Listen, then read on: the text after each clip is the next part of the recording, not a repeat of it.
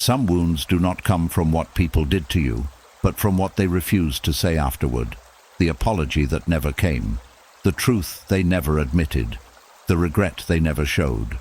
And when someone hurts you, walks away, and leaves you carrying all the damage alone, the mind can stay trapped in a conversation that never ended. You replay what happened. You wonder if they understand what they did. You imagine the words you wish they would say.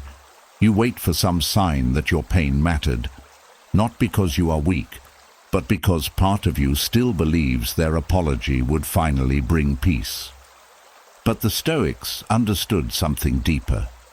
Your healing cannot depend on the honesty of someone who may never be honest.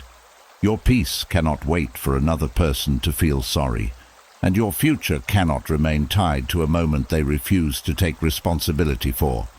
Tonight, this is what these 4 hours are for. 4 hours to loosen the grip of old pain. 4 hours to stop waiting for words that may never come.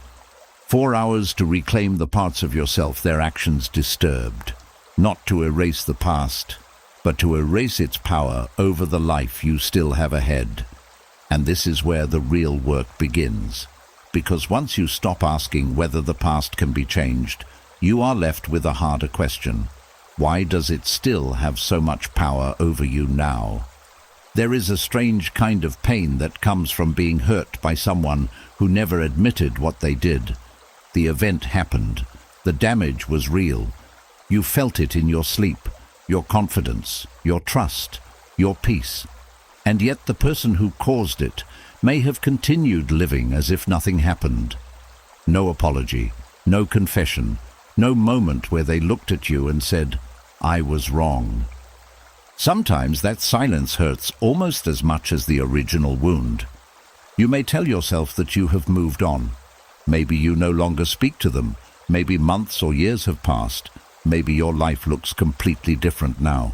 But somewhere inside, a part of you may still be waiting for them to finally understand, waiting for them to admit the truth, waiting for that one sentence you believe would make everything settle inside you. And this is where healing can quietly become dependent on another person. You begin telling yourself, "I will finally let this go when they admit what they did. When they say they are sorry. When they understand how badly they hurt me. When they stop pretending nothing happened." At first, this sounds fair. If someone caused the damage, should they not take responsibility? Of course they should, but there is a difference between what someone should do and what they are willing to do. That difference can cost you years if you are not careful. The Stoics understood that much of our suffering comes from demanding control over what was never ours to control. You can control whether you speak honestly. You can control whether you act with dignity. You can control whether you learn from what happened. But you cannot control whether another person becomes honest enough to confess. You cannot force remorse. You cannot force self-awareness. You cannot force someone to look at themselves in a way they have spent years avoiding. And every time you make your peace dependent on that change, you give them another piece of power. Think about that carefully. The person who hurt you may not even know that you are still waiting. They may be sleeping peacefully while you replay conversations in your head. They may have created a completely different version of the story. They may genuinely believe they did nothing wrong. Or perhaps they know exactly what they did and simply do not want to face it. Whatever the reason, your healing cannot remain frozen until they become the person you once needed them to be. Marcus Aurelius dealt with selfish people, dishonest people, ungrateful people, and people who disappointed him. His peace did not come from successfully changing every difficult person around him. It came from understanding that their character belonged to them, while his response belonged to him. That is one of the most difficult Stoic lessons. Someone can be wrong, and you can still move forward. Someone can owe you an apology, and you can still stop waiting for it. Someone can deny your pain, and your pain can still have been real. Their refusal to agree with your experience does not erase your experience. This matters because being denied long enough can make you begin questioning yourself. Maybe I exaggerated. Maybe I misunderstood. Maybe I expected too much. Maybe I was too emotional. Maybe it was partly my fault. Healthy self-reflection is useful, but endless self-doubt is something else. Sometimes it begins because the person who hurt you refuses to acknowledge reality. Their denial becomes a question inside your own mind. And this is why their confession begins to feel so important. You think, if they would only admit it, then I would know I was not crazy. But Stoic wisdom asks you to develop something stronger than their agreement. Your own clear judgment. You can calmly look at what happened and say, I know what I experienced. You do not have to scream it. You do not have to convince everyone. You do not have to spend the next 10 years proving it. You simply stop allowing another person's denial to rewrite your memory. If someone betrayed your trust, calling you sensitive does not undo the betrayal. If someone humiliated you, pretending it was a joke does not erase the humiliation. If someone repeatedly dismissed your needs, claiming they did their best, does not automatically erase the effect of their actions. The Stoic path is not about blindly trusting every emotion. It is about examining what happened with reason, honesty, and distance. Once you have done that, you do not need to keep reopening the case. Healing is not a courtroom. You do not need a confession before the trial can end. You do not need the person who hurt you to stand up and admit guilt before you are allowed to continue living. You do not need everyone to understand your side. You need to stop building your future around a conversation that may never happen, because waiting consumes more energy than most people realize. You hear their name, and your mind immediately returns to the past. You learn that they are doing well, and something inside you says, how can they be happy after what they did? You remember the event, and instead of focusing on what you learned, you return to the missing apology. Little by little, their silence becomes part of your daily emotional life. And that is how the original wound continues without them doing anything new. The first wound came from their actions. The second wound comes from your belief that you cannot fully heal until they change. This does not mean apologies are meaningless. A real apology can matter deeply. It can repair trust. It can bring clarity. It can restore respect. It can help two people understand each other. But the Stoic lesson is that an apology should never become the price of your freedom. If it comes, you can receive it. If it never comes, you can still continue. That is freedom. There is another truth worth understanding. Some people avoid apologizing because doing so would destroy the story they tell themselves about who they are. They would have to admit they were selfish. They would have to admit they lied. They would have to admit they caused harm. They would have to admit that they were not as kind, fair, or innocent as they wanted to believe. Not everyone is strong enough to face that. So they protect themselves. They minimize. They blame you. They change details. They avoid the subject. They become defensive. They tell you to get over it. And if you do not understand this, you may keep thinking that one more conversation will finally make them see. You try better words. You explain more calmly. You bring examples. You describe how deeply it affected you. You hope there is some perfect sentence that will break through their denial. But you cannot explain someone into honesty when dishonesty is protecting their identity. That realization can feel painful at first. Then it becomes freeing. You can stop performing.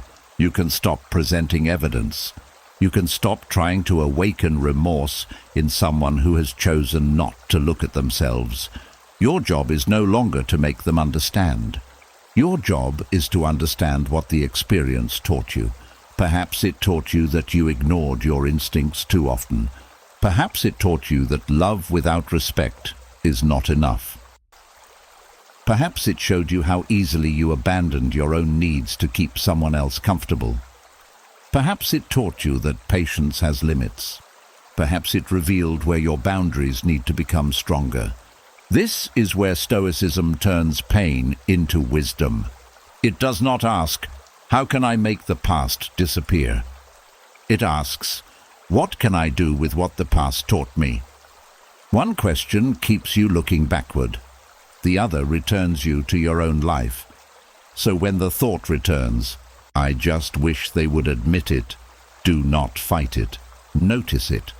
Then answer it with calm truth. Yes, an apology would have mattered.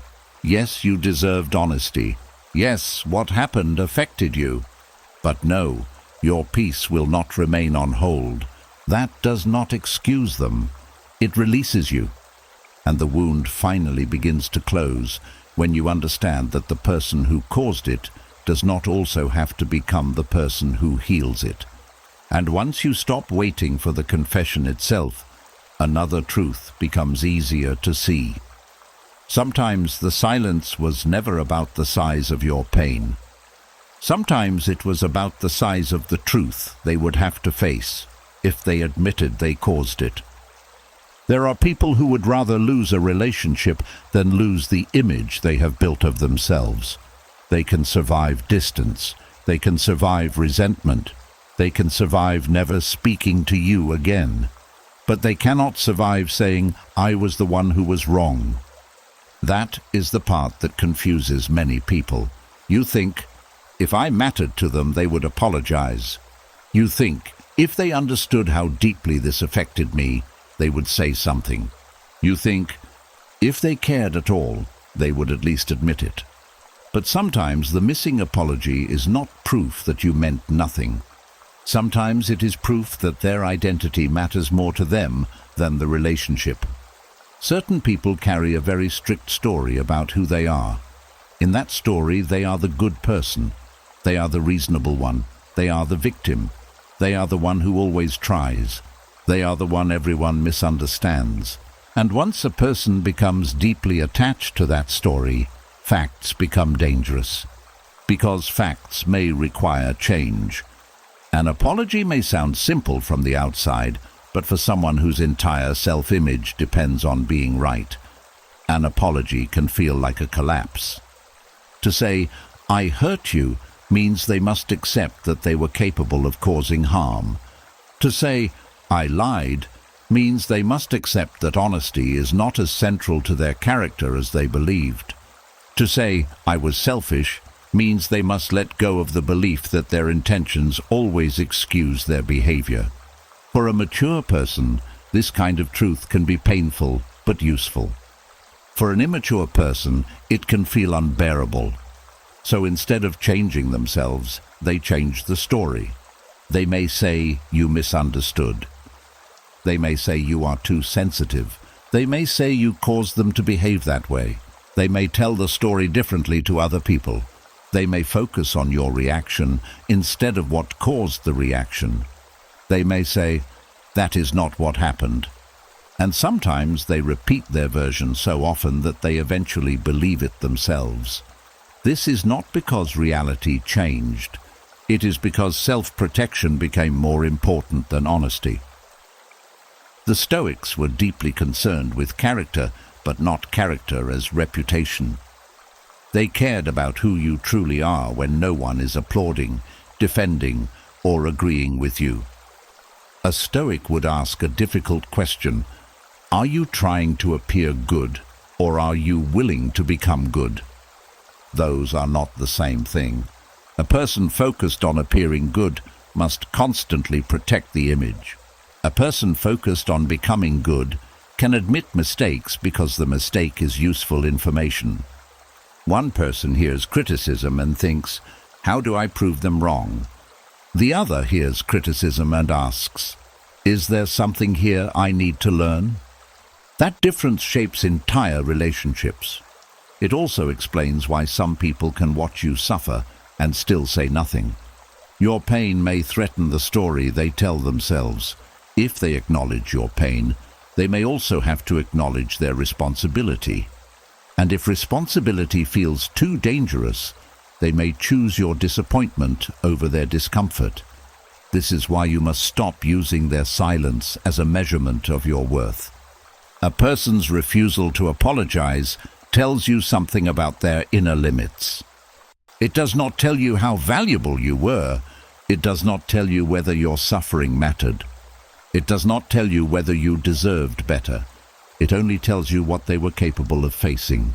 That distinction can change everything, because when someone refuses accountability, the mind often creates a very personal conclusion. Maybe I was not important enough. If they loved me, they would have cared. If I mattered, they would not be able to live with what they did. But people are not always governed by love. They are often governed by fear, fear of shame, fear of looking weak, fear of losing control, fear of being exposed, fear of having to change. And sometimes the stronger the fear, the colder the behavior becomes. A person may act almost indifferent because indifference protects them from self-examination. They may avoid you because your presence reminds them of something they do not want to face. They may become hostile because anger is easier than guilt. They may accuse you because blame is easier than responsibility. Once you understand this, their behavior becomes less mysterious. Still painful, perhaps, but less mysterious. And mystery is often what keeps wounds alive. The mind hates unfinished stories. It keeps searching for an explanation. Why did they do it? Why did they not care? Why could they not just say sorry? Sometimes the answer is not deep. Sometimes the answer is simply this: apologizing required more honesty than they were willing to give. That answer may not be satisfying, but it can be enough. Stoicism teaches you to judge people by their actions, not by the version of themselves they advertise. A person may call themselves loyal and still betray. They may call themselves kind and still humiliate. They may call themselves honest and still hide from the truth. Words reveal intention. Patterns reveal character. When there is a conflict between the two, trust the pattern. This protects you from wasting years waiting for someone to become consistent with the person they claim to be. It also protects you from another common trap, trying to rescue their self-image for them. You may soften what happened so they do not feel bad. You may say, "I know you did not mean it." You may accept half apologies. You may comfort them when they become upset about being confronted. You may end up taking care of the feelings of the person who hurt you. Why?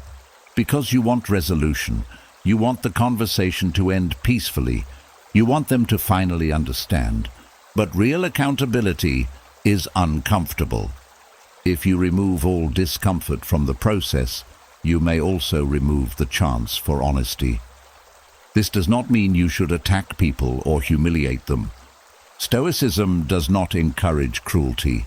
It encourages clarity. You can speak truth without hatred. You can say, "This hurt me," without trying to destroy someone. You can set a boundary without demanding revenge. You can leave a relationship without needing the other person to agree that leaving was justified. That last part is especially important. Some people will never give you permission to protect yourself. They may call your boundaries selfish. They may call your distance cruel.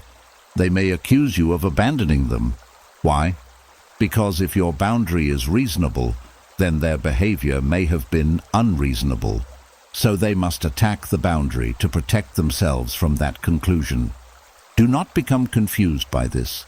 A person can dislike your boundary, and the boundary can still be necessary.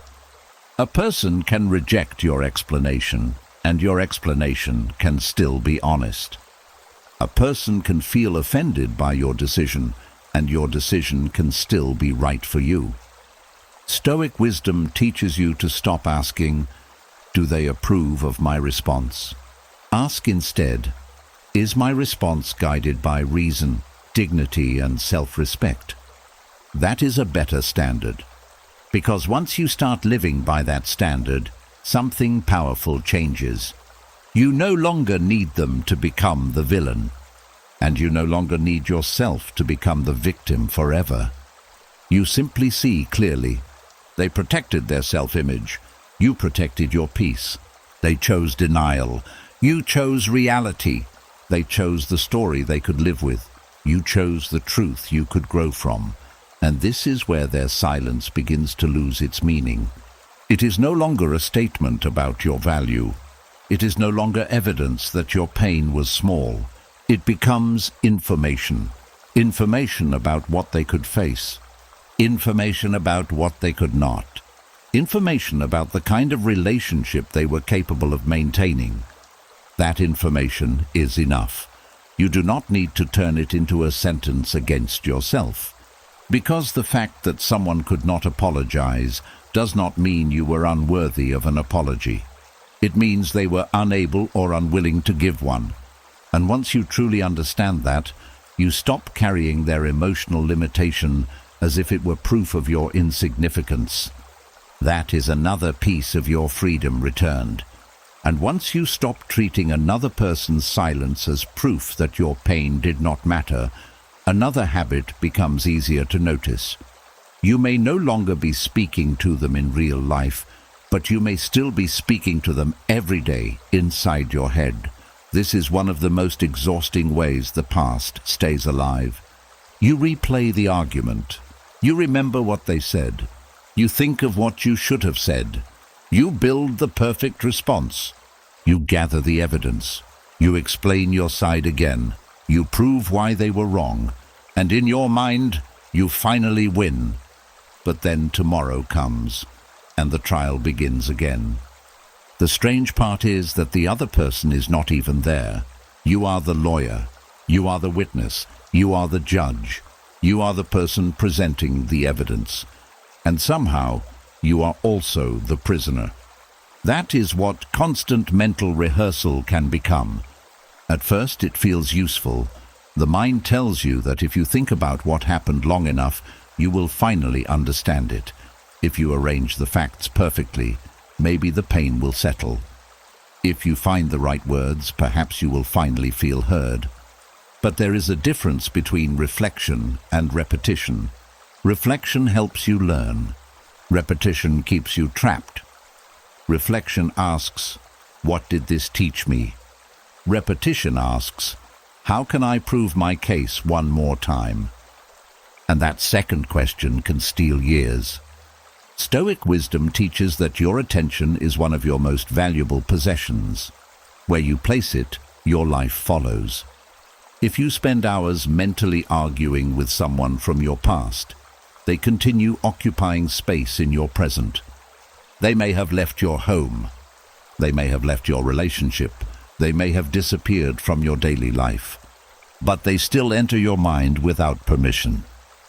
One memory appears, and suddenly you are back in the old conversation.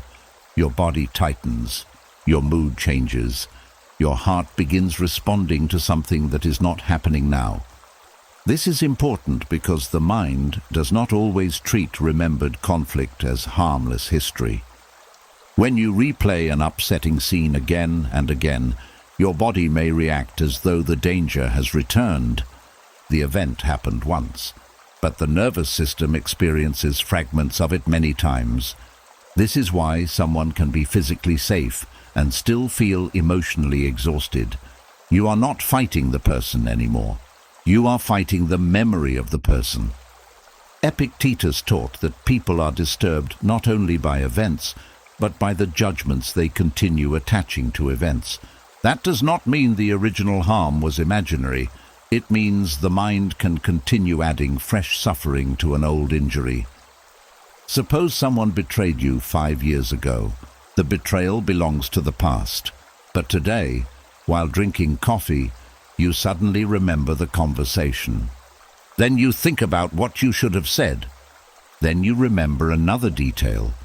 Then you wonder whether they ever felt guilty. Then you picture confronting them. 20 minutes later, your coffee is cold and your peace is gone. Nothing happened in the room. The person was not there. Yet they affected 20 minutes of your life. This is the power of mental prosecution. And the more often you practice it, the easier it becomes for the mind to return there. The brain loves familiar roads. If anger is the road you travel every time their name appears, eventually the journey becomes automatic. This is why simply saying, "Stop thinking about it," rarely works. You need a different response. When the old courtroom opens inside your mind, notice what is happening. You do not have to attack the thought. You do not have to feel ashamed that it returned. Simply recognize it. "I am trying the case again." That sentence can create distance. Instead of becoming the argument, you become the observer of the argument. This is deeply Stoic. The Stoics practiced watching their impressions before accepting them. A thought arrives. That does not mean you must follow it. A memory appears. That does not mean you must enter it. An angry sentence forms in your mind. That does not mean you must finish the entire imaginary conversation. You can notice the door without walking through it. And sometimes that is where freedom begins. Ask yourself something simple. Is there anything new to learn here? If the answer is yes, learn it. Maybe you ignored a warning sign. Maybe you need to communicate differently in future relationships. Maybe you need stronger boundaries. Maybe you need to forgive yourself for something. Take the lesson, then leave the courtroom. But if there is nothing new, you are not processing anymore. You are rehearsing. And rehearsal without purpose becomes punishment. There is also another reason people mentally argue with someone who is gone. In the imagination, you finally have control. Real conversations are unpredictable. People interrupt, they deny, they walk away, they twist words, they refuse to understand. But inside your mind, you can create the perfect scene. You say exactly the right thing. They finally become silent. They finally understand. Maybe they even apologize. For a moment, this feels satisfying, but there is a hidden cost. You become attached to a version of justice that exists only in imagination. Then real life feels unfinished because the scene never happened. Stoicism asks you to be careful with this. Do not create emotional debts that reality must pay before you allow yourself to live. You may never get the perfect confrontation. You may never deliver the speech you practiced. You may never watch their face change when they finally understand. And perhaps that is all right. Because your freedom does not require a dramatic ending. Sometimes the strongest ending is quiet. You simply stop returning. Not because they were right, not because what happened was acceptable, but because you understand that nothing new is waiting for you there. There is a powerful difference between remembering and returning. You can remember something without returning emotionally to the place where it happened. You can know the facts without reliving the argument. You can carry the wisdom without carrying the courtroom. That is maturity. Another useful question is, who am I trying to convince? Often, the imaginary trial is not really about the other person. You may be trying to convince yourself. You may still be asking whether you had the right to feel hurt. You may still want proof that leaving was justified. You may still fear that you were the problem, so you keep gathering evidence, one memory after another, one detail after another, as though enough evidence will finally give you permission to trust yourself. But there comes a point when you must stop demanding endless proof. If you examined the situation honestly, accepted your own mistakes where necessary, and recognized what was harmful, continuing to investigate the past will not necessarily make you wiser. It may simply make you tired. Marcus Aurelius often reminded himself to return attention to the task in front of him. That principle matters here. Your life is happening now. There are conversations you can actually have today, people you can actually love today, work you can actually do today, a body you can care for today, a mind you can train today. Every hour spent prosecuting someone who is absent is an hour unavailable for the life that is present. And this does not mean you must force yourself to become indifferent overnight. Old mental habits take time to weaken.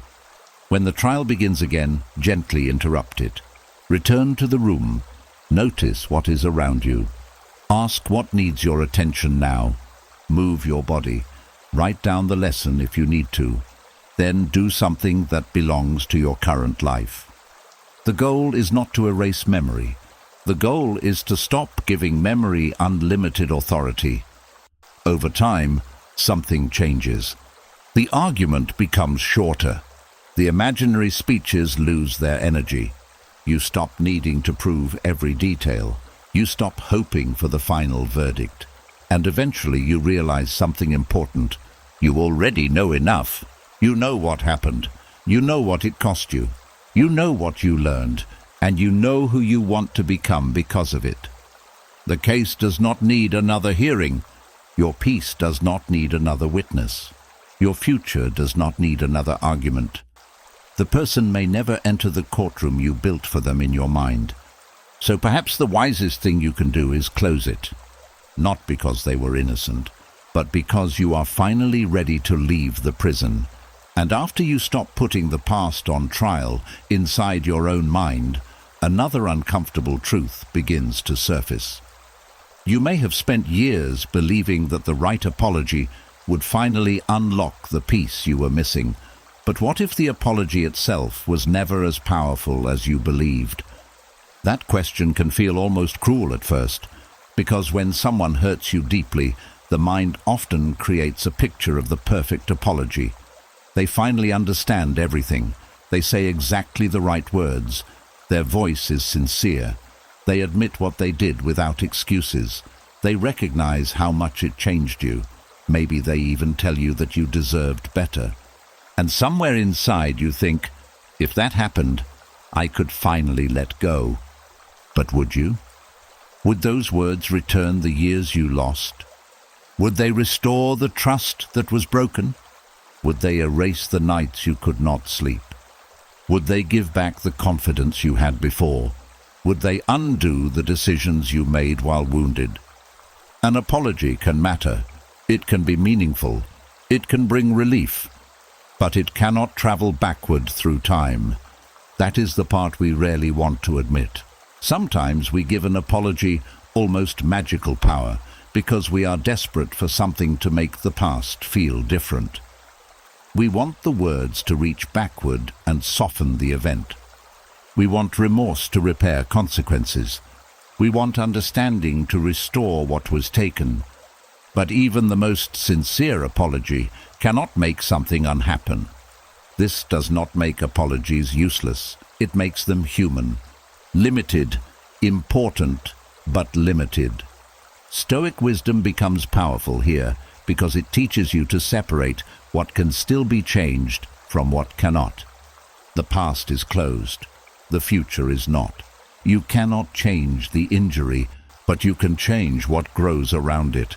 You cannot rewrite what someone did, but you can decide what kind of life their actions will be allowed to shape. And this is where real recovery begins. Not when they finally say the perfect thing, but when you begin rebuilding what their actions disturbed inside you. Maybe they damaged your ability to trust. Then your work is not merely waiting for an apology. Your work is learning how to trust wisely again. Maybe they damaged your confidence. Then your work is rebuilding your relationship with yourself. Maybe they made you feel small. Then your work is remembering that another person's treatment of you is not the measure of your value. Maybe they made you afraid of closeness. Then your work is learning that caution and isolation are not the same thing.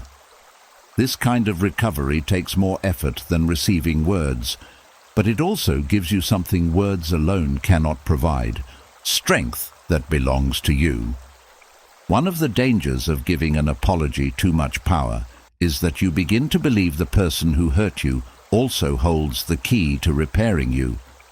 That is too much authority to give anyone.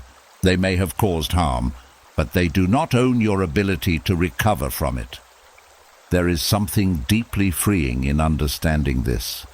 The same person who damaged your peace does not need to become the source of your peace. The same person who made you doubt yourself does not need to restore your confidence. The same person who broke your trust does not need to teach you how to trust again. Those things can be rebuilt elsewhere, inside better relationships, inside better choices, inside new habits, inside your own judgment. This is what the Stoics meant when they focused so strongly on the inner life. They understood that external events can affect us deeply, but they do not have to become permanent rulers of the mind. What happens to you matters, but what you build afterward matters too. Think of two people receiving the exact same apology. One hears it and feels relief. The other hears it and feels almost nothing. Why? Because the words themselves are not the entire healing process. The inner condition matters. If someone has spent years rebuilding themselves, an apology may arrive as confirmation, but not salvation. If someone has spent years waiting, the apology may carry an impossible burden. They expect it to fix everything, and when it does not, they feel disappointed all over again. This is why fantasy apologies can be so dangerous. In your mind, the apology has no flaws. The person understands every detail. They say exactly what you need. They show the perfect amount of regret. They never become defensive. They never explain themselves. They never ask for forgiveness too quickly. Real apologies are rarely this perfect. People hesitate. They use awkward words. They misunderstand parts of your pain. They may apologize sincerely and still fail to fully grasp the consequences. And if you have built your healing around a perfect scene, reality may never satisfy you. Stoicism asks you to stop demanding that reality perform the scene you created. Take what is useful. Release what is impossible. That does not mean lowering your standards for accountability. It means refusing to make emotional peace depend on perfect circumstances. There is another difficult possibility. Sometimes an apology can come too late. By the time it arrives, you may have already changed. You may have outgrown the relationship. You may no longer want reconciliation. You may appreciate the apology without wanting the person back in your life. This surprises people because we often confuse apology with restoration. But they are not the same. Someone can sincerely regret what they did, and you can still decide that the relationship is over. Forgiveness does not require access. Understanding does not require reunion. Compassion does not require returning to the same conditions. This is where Stoic clarity protects you. You can acknowledge that someone has changed without pretending the damage disappeared. You can accept an apology without handing your life back to them. You can say, "I believe you are sorry," and still choose distance. That is not punishment, that is judgment. And good judgment is one of the foundations of Stoic living. The deeper work is asking yourself, what did I hope the apology would give me? Was it validation? Was it dignity? Was it proof that you mattered? Was it permission to stop blaming yourself? Was it reassurance that you were not foolish? Once you identify the real need, you can begin meeting it directly. If you wanted validation, remind yourself that your experience does not become real only when another person confirms it. If you wanted dignity, rebuild dignity through the way you live now. If you wanted proof that you mattered, stop asking the person who failed you to measure your worth. If you wanted permission to stop blaming yourself, examine your part honestly and release responsibility for what was never yours.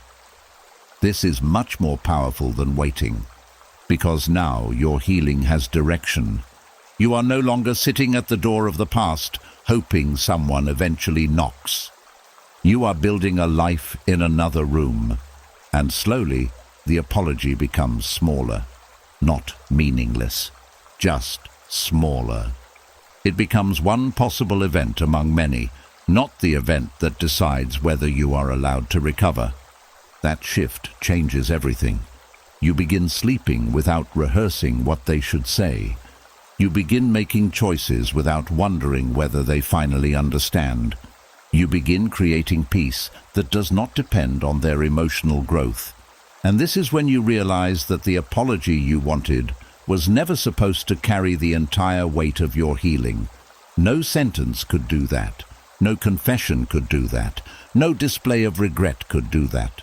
Recovery is built in quieter places. In the boundary you finally keep. In the morning you wake up and their name is not your first thought. In the moment you trust someone new without punishing them for someone else's behavior. In the decision to speak to yourself with kindness instead of repeating old criticism. In the courage to live fully without needing the past, to become fair first. That is where healing becomes real. So if an apology comes one day, you may listen, you may accept it, you may appreciate it, you may even feel something inside you soften. But you will no longer need those words to rescue you, because by then you will understand something far more important. The apology could acknowledge what happened, but rebuilding your life was always going to be your work. And once you begin doing that work, you stop waiting for a sentence from someone else to give you back the parts of yourself you are already learning to reclaim. And once you stop expecting an apology to rebuild your inner world, another form of freedom becomes possible. You begin to see that you do not need the person who hurt you to confirm your memory before you are allowed to trust what you lived through. This can be one of the hardest wounds to recognize. Sometimes the pain does not come only from what happened.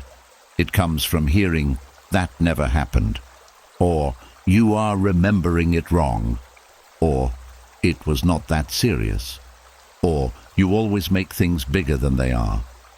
And after hearing those words enough times, something strange can happen. You begin questioning your own mind. You remember the moment clearly, but then doubt enters. Maybe I misunderstood. Maybe I exaggerated. Maybe I was too emotional. Maybe I am remembering only the bad parts. Maybe they are right. This is how another person's denial can slowly become your own uncertainty. And once that happens, the wound becomes deeper, because now you are not only dealing with what they did, you are also fighting to decide whether you are allowed to believe yourself. The Stoics placed enormous value on clear judgment. They understood that the mind becomes unstable when it depends completely on outside opinions to decide what is true. If everyone around you must agree with your experience before you can trust it, then your inner life becomes easy to control. One person denies something and you doubt yourself. Another person minimizes it and you question whether it mattered. Someone else tells the story differently, and suddenly you feel as though you need witnesses before you are allowed to feel hurt. But your life is not a public vote. There are experiences that only you fully know. You know the tone someone used. You know what happened behind closed doors. You know what was said when nobody else was present. You know the pattern that developed over months or years. You know what happened inside your body when their name appeared on your phone. You know how often you walked away from conversations feeling confused, ashamed, or small. Other people may not have seen those things. That does not make them unreal. This does not mean every memory is perfect. Human memory can be incomplete. Details can become unclear. Time can change how events are remembered. Stoicism does not ask you to treat every thought as unquestionable truth. It asks you to examine things carefully. That is different. You can say, "I may not remember every word, but I remember the pattern. I may not remember the exact date, but I remember how consistently I was treated. I may not know what they intended, but I know what their behavior repeatedly did. That kind of honesty is stronger than pretending you have perfect certainty about every detail. You do not need perfect memory to recognize harm. There is also an important difference between intention and effect. Someone may say, "I did not mean to hurt you." Perhaps that is true. But lack of intention does not erase impact. If someone accidentally drops something heavy on your foot, the fact that they did not mean to do it does not make your foot stop hurting. Relationships work the same way. A person can have good intentions and still behave badly. They can believe they were helping and still damage your confidence. They can say they were joking and still humiliate you. They can claim they were protecting you and still control you. This is where minimization becomes dangerous. Instead of discussing what happened, the conversation becomes about whether you are allowed to be affected by it. You are too sensitive. You need to let things go. Other people have been through worse. You should know I did not mean it. Notice what happens. The focus moves away from the behavior. Now your reaction is on trial. And if you accept that shift, you may spend years trying to become less affected instead of asking whether the behavior itself was acceptable. Stoic wisdom gives you another path. You can examine your reaction without dismissing it. Ask yourself, why did this affect me? Was a boundary crossed? Was trust broken? Was there disrespect? Was there repeated dishonesty? Was there a pattern of being made to feel small? This is not about making yourself the center of every situation. It is about understanding what your emotions are pointing toward. The Stoics did not believe emotions should control you blindly, but they also did not teach you to become numb. An emotional reaction can be information. It can show you where something needs examination. Then reason takes over. You look at the facts.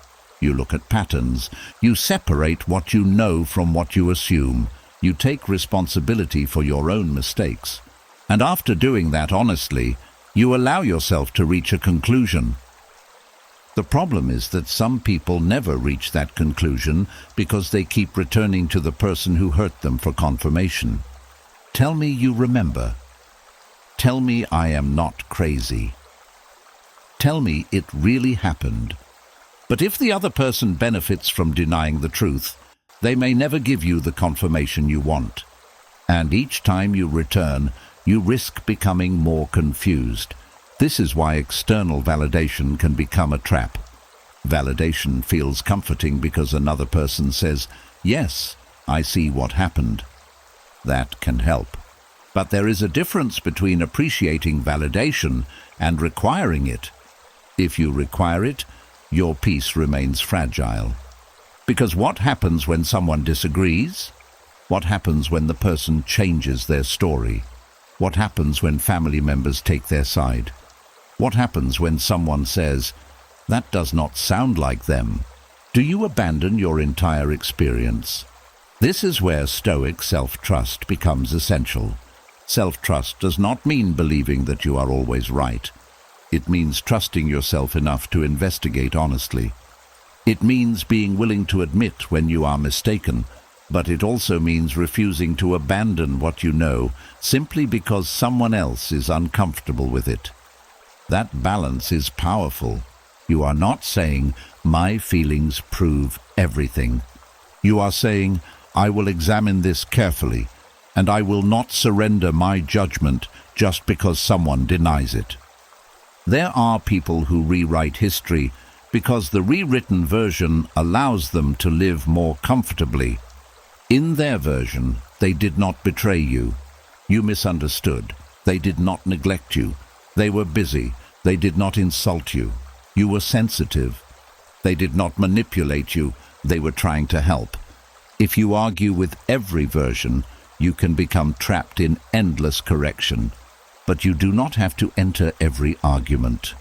Two people can carry different stories about the same past. Your responsibility is not always to force their story to match yours. Your responsibility is to live wisely with what you have learned. That is an important Stoic shift, from proving to practicing. Instead of asking, "How can I make them admit what happened?" ask, "What does what happened teach me about how I should live now?" Maybe it teaches you to take your discomfort seriously earlier. Maybe it teaches you not to ignore repeated contradictions. Maybe it teaches you to document important matters instead of trusting vague promises. Maybe it teaches you to stop explaining your boundaries to people who repeatedly cross them. Maybe it teaches you to listen when your inner peace disappears around a certain person. These are practical lessons, and practical lessons give pain somewhere useful to go. There is also something else you may need to release, the desire for everyone else to understand. Sometimes people around you will never see what you saw. They knew a different version of the person. Someone who was cruel in private may have been charming in public. Someone who constantly dismissed you may have been generous with others. Someone who lied to you may have been honest in different relationships. People are complicated. The fact that someone treated another person well does not prove they treated you well. You do not need to destroy their entire reputation to validate your own experience. You can simply say, "That was not my experience of them." There is strength in that sentence. No drama, no campaign, no need to convince the entire world. Just clarity. And clarity gives you something denial cannot take away, your own ground to stand on. Eventually, you reach a point where their version of the past no longer threatens you. They may deny it.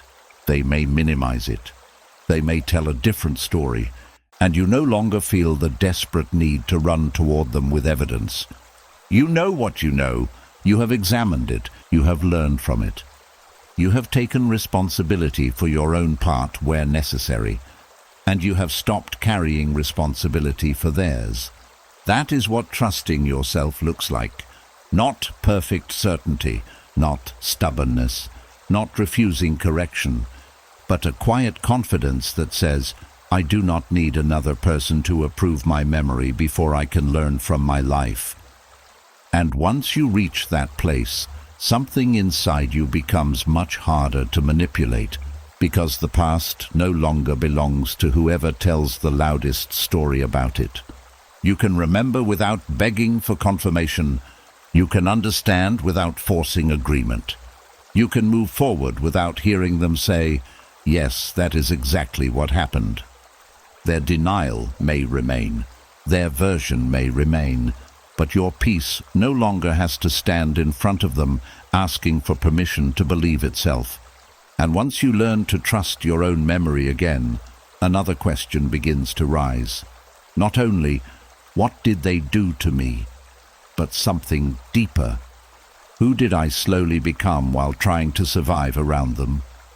Sometimes that is where the deepest damage lives. Not in one argument, not in one betrayal, not in one cruel sentence, but in the version of yourself that formed after months or years of adjusting to someone else's behavior.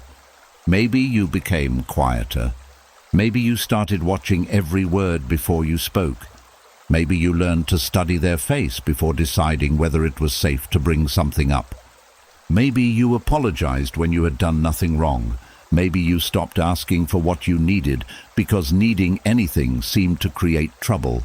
And slowly, without noticing it, you became someone who was always preparing for the next emotional storm.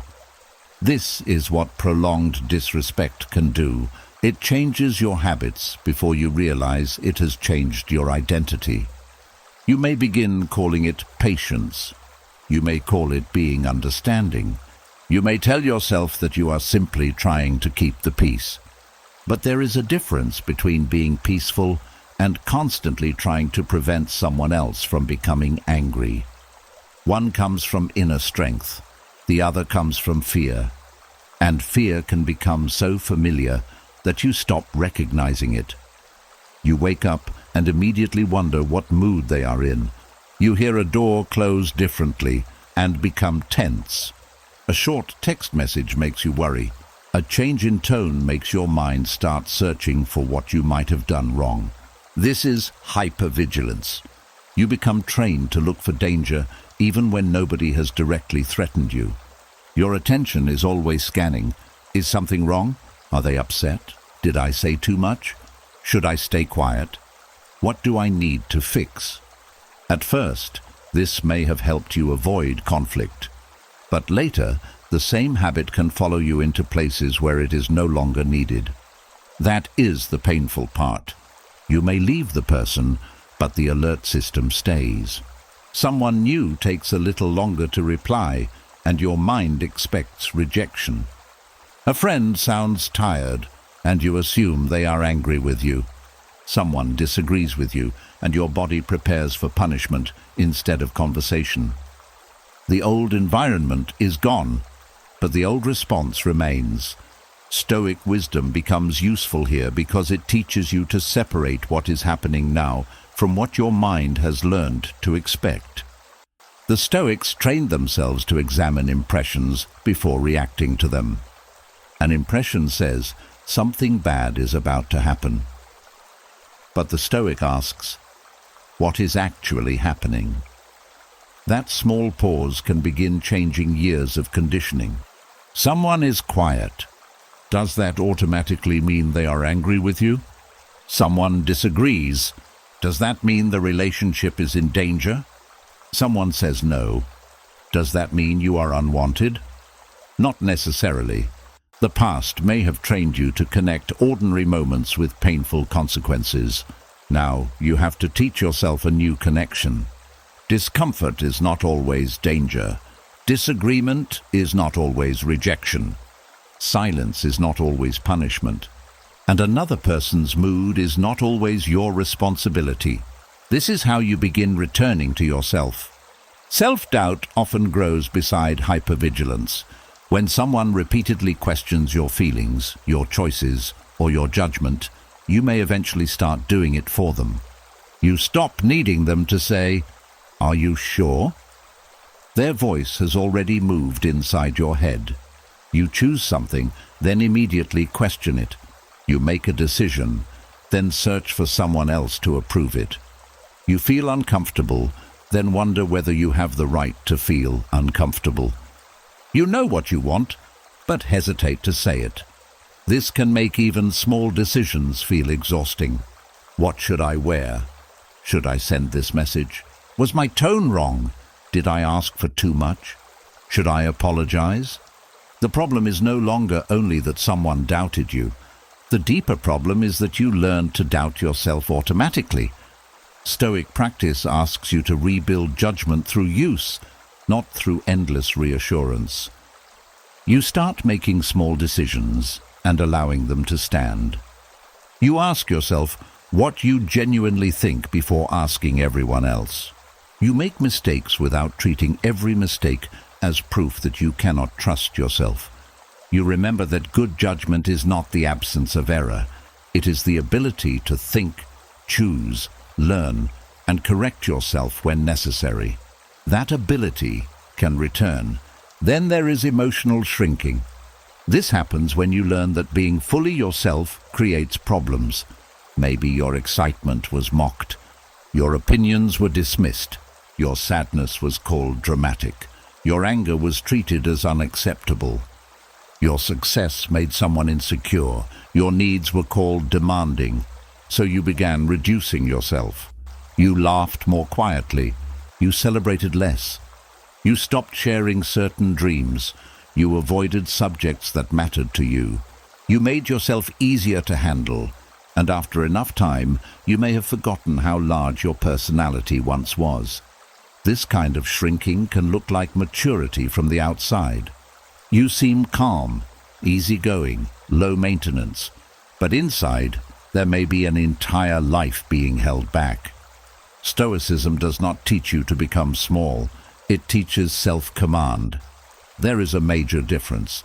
Self-command means you can choose when to speak and when to remain silent. Emotional shrinking means fear has already made the choice for you. Self-command means you do not need to dominate the room. Shrinking means you no longer believe you deserve space in it. The goal is not to become louder for the sake of being loud. The goal is to become free enough to be honest, to say, "I disagree," without preparing for disaster. To say, "That hurt me," without apologizing for having feelings. To say, "No," without writing a speech to defend it.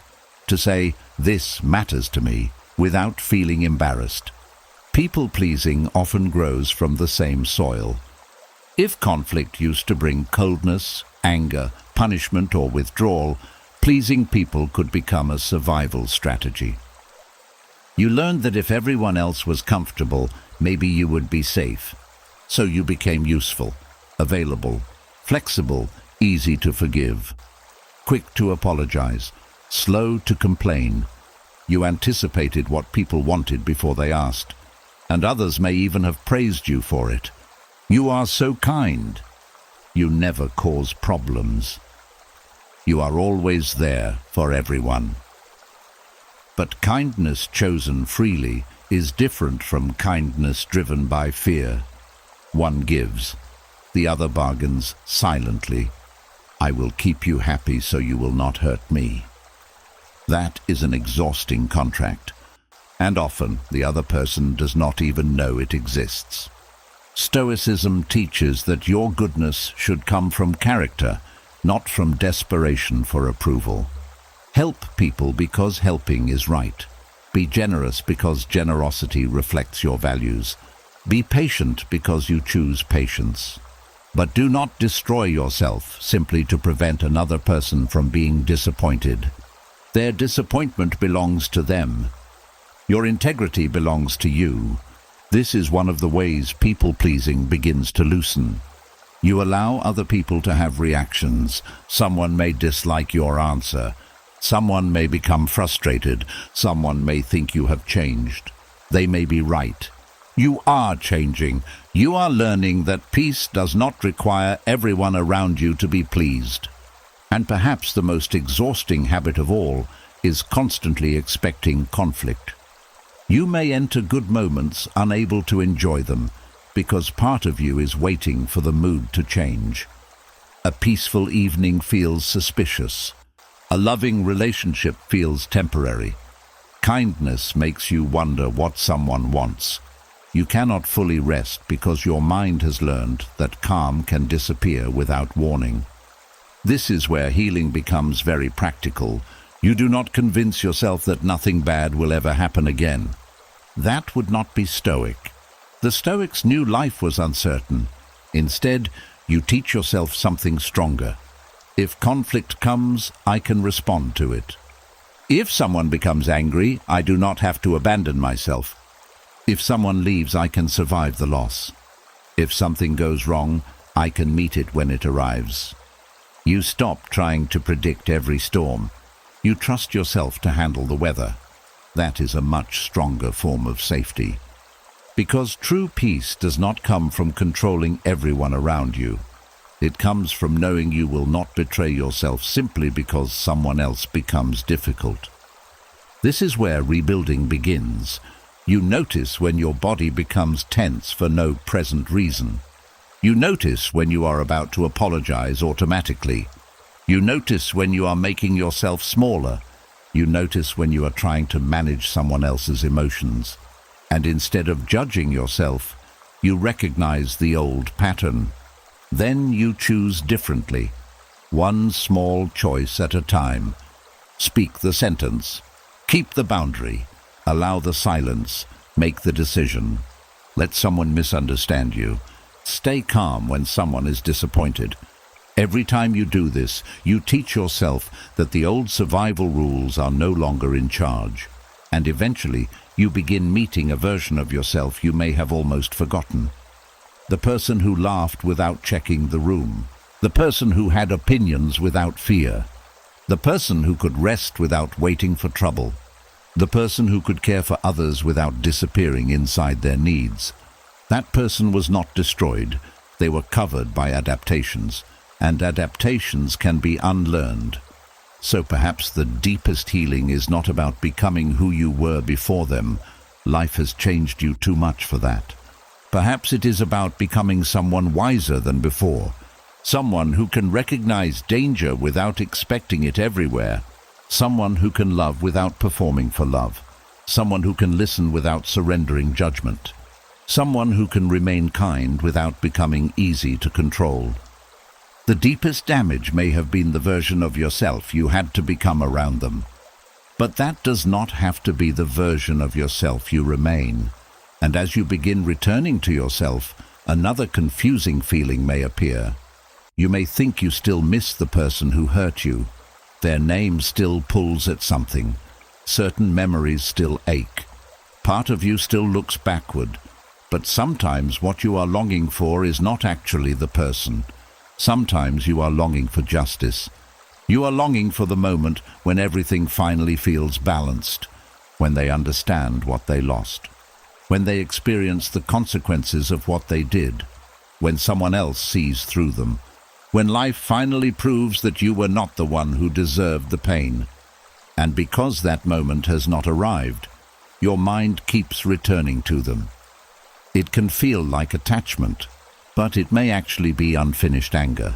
There is an important difference. Missing someone means you want their presence. Wanting justice means you want reality to acknowledge what happened. Those feelings can become mixed together. You think about them and assume, I must still love them. But look more closely. Do you actually want them back? Do you want the same conversations, the same uncertainty, the same disrespect? The same version of yourself you became around them? Or do you want them to finally understand what they did? That is a very different desire. Many people stay emotionally tied to the past because they are waiting for fairness to arrive in a form they can see. They want the person who betrayed them to experience betrayal. They want the person who abandoned them to feel abandoned. They want the person who humiliated them to feel shame. They want someone who moved on easily to finally feel the weight they left behind. And this desire can keep a relationship alive inside your mind long after it has ended in reality. The Stoics understood how dangerous this can become. Not because justice is meaningless. Justice was one of the central Stoic virtues, but Stoic justice is not the same as revenge. Justice asks, what is right? Revenge asks, how can I make them feel what I felt? Those two paths may begin in the same pain, but they lead to very different lives.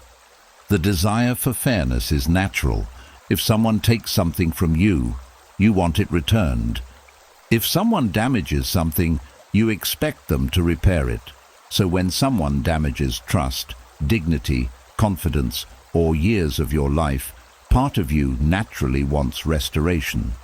But emotional harm is difficult because restoration does not always arrive in a visible form. There may be no repayment, no public confession, no punishment, no dramatic moment where everyone finally understands. And the mind struggles with that. It says, then how can this story be finished? This is where longing begins to disguise itself. You keep checking on them. You wonder how they are doing. You ask mutual friends about them. You look at their life from a distance. Maybe you tell yourself it is curiosity. But beneath the curiosity may be one question. Has life made them pay yet? And every time the answer appears to be no, something inside you becomes angry again. They seem happy. They found another relationship. Their career is going well. They are laughing in photographs. And you think, how is this fair? That question can become another prison, because now your peace depends not only on what happened to you, but on what happens to them afterward. If they suffer, you feel a temporary sense of balance. If they prosper, you feel injured again. Your emotional state becomes tied to someone you are trying to leave behind. Stoic wisdom asks you to notice the contradiction. You say you want freedom from them, but you keep giving their life the power to disturb yours. You say the relationship is over, but their success still feels like a personal insult. You say you have moved on, but you are still waiting for the universe to deliver a verdict. This does not make you cruel. It means part of you is still trying to understand fairness. But there comes a moment when you must decide whether watching for justice is helping you or keeping you attached. Marcus Aurelius often reminded himself that people act according to their character and understanding. That does not excuse harmful behavior. It simply prevents you from building your entire inner life around the hope that bad people will always receive immediate and visible punishment. Life does not work that way. Sometimes people who hurt others appear to do well. Sometimes consequences arrive privately. Sometimes they arrive years later. Sometimes the consequence is simply becoming the kind of person who cannot maintain honest, healthy relationships. And sometimes you will never know what consequences came at all. That uncertainty is difficult. But Stoicism teaches you to stop demanding knowledge you do not need in order to live well. You do not need to know whether they regret losing you. You do not need to know whether their new relationship is happy. You do not need to know whether they eventually understood. You do not need to know whether life punished them. You need to know what you are going to do with your own life now. That is where your power is. There is also a painful reason justice can feel so important. Sometimes you believe that if nothing bad happens to them, then what they did must not have mattered, as though consequences are the proof of wrongdoing. But that is not true. A harmful act does not become harmless because the person escaped consequences. A betrayal does not become acceptable because the betrayer later became successful. Someone's peaceful appearance does not erase the pain they caused. Truth does not require punishment to become true. This is important because otherwise you may spend years waiting for external events to validate your internal experience. You see them struggling and you think, finally, now what happened to me has been recognized. But your suffering did not need that recognition. It was real before anything happened to them afterward. The deeper Stoic question is not whether life treated them fairly. It is whether you are now treating yourself fairly. Are you giving yourself the life they interrupted? Are you protecting the peace you once gave away too easily? Are you building relationships where respect does not have to be begged for? Are you using your energy to become stronger or to watch for their downfall? That is where justice becomes personal. Maybe justice is not watching them lose. Maybe justice is refusing to lose more of yourself because of them. Maybe justice is sleeping peacefully again. Maybe justice is laughing without thinking of the past. Maybe justice is entering a healthy relationship and realizing how unnecessary the old chaos was. Maybe justice is becoming so grounded that their name no longer pulls you away from yourself. That kind of justice is not dramatic. No one applauds. There is no final confrontation, but it changes your life. And perhaps that is why Stoicism places so much importance on virtue rather than outcomes. You cannot guarantee that everyone receives what you think they deserve. But you can decide that another person's wrongdoing will not turn you into someone ruled by bitterness. That is a form of victory. You do not let their cruelty teach you cruelty. You do not let their dishonesty make you dishonest. You do not let their rejection make you reject everyone who comes after them. You do not let their lack of conscience become the center of your conscience. You return to your own character. That is where freedom becomes stronger than revenge. There is another question worth asking when you think you miss them. What exactly am I missing? Be precise. Maybe you miss who you thought they were. Maybe you miss the beginning. Maybe you miss the future you believed you would have together. Maybe you miss being chosen. Maybe you miss the feeling of having someone there. Maybe you miss the hope that one day they would finally become different. These are not necessarily the same as missing the actual person. Sometimes you are grieving an idea. And ideas can be powerful. You can miss a version of someone that existed mostly in possibility. The person they could have been, the person they promised to become, the person you kept waiting to meet. When the relationship ends, you are not only losing what existed, you may also be losing what you believed would someday exist. That grief can easily look like longing. But once you name it correctly, it becomes easier to release. You can say, "I do not want the reality back. I am grieving what I hoped the reality would become." That sentence brings clarity. And clarity removes some of the emotional confusion.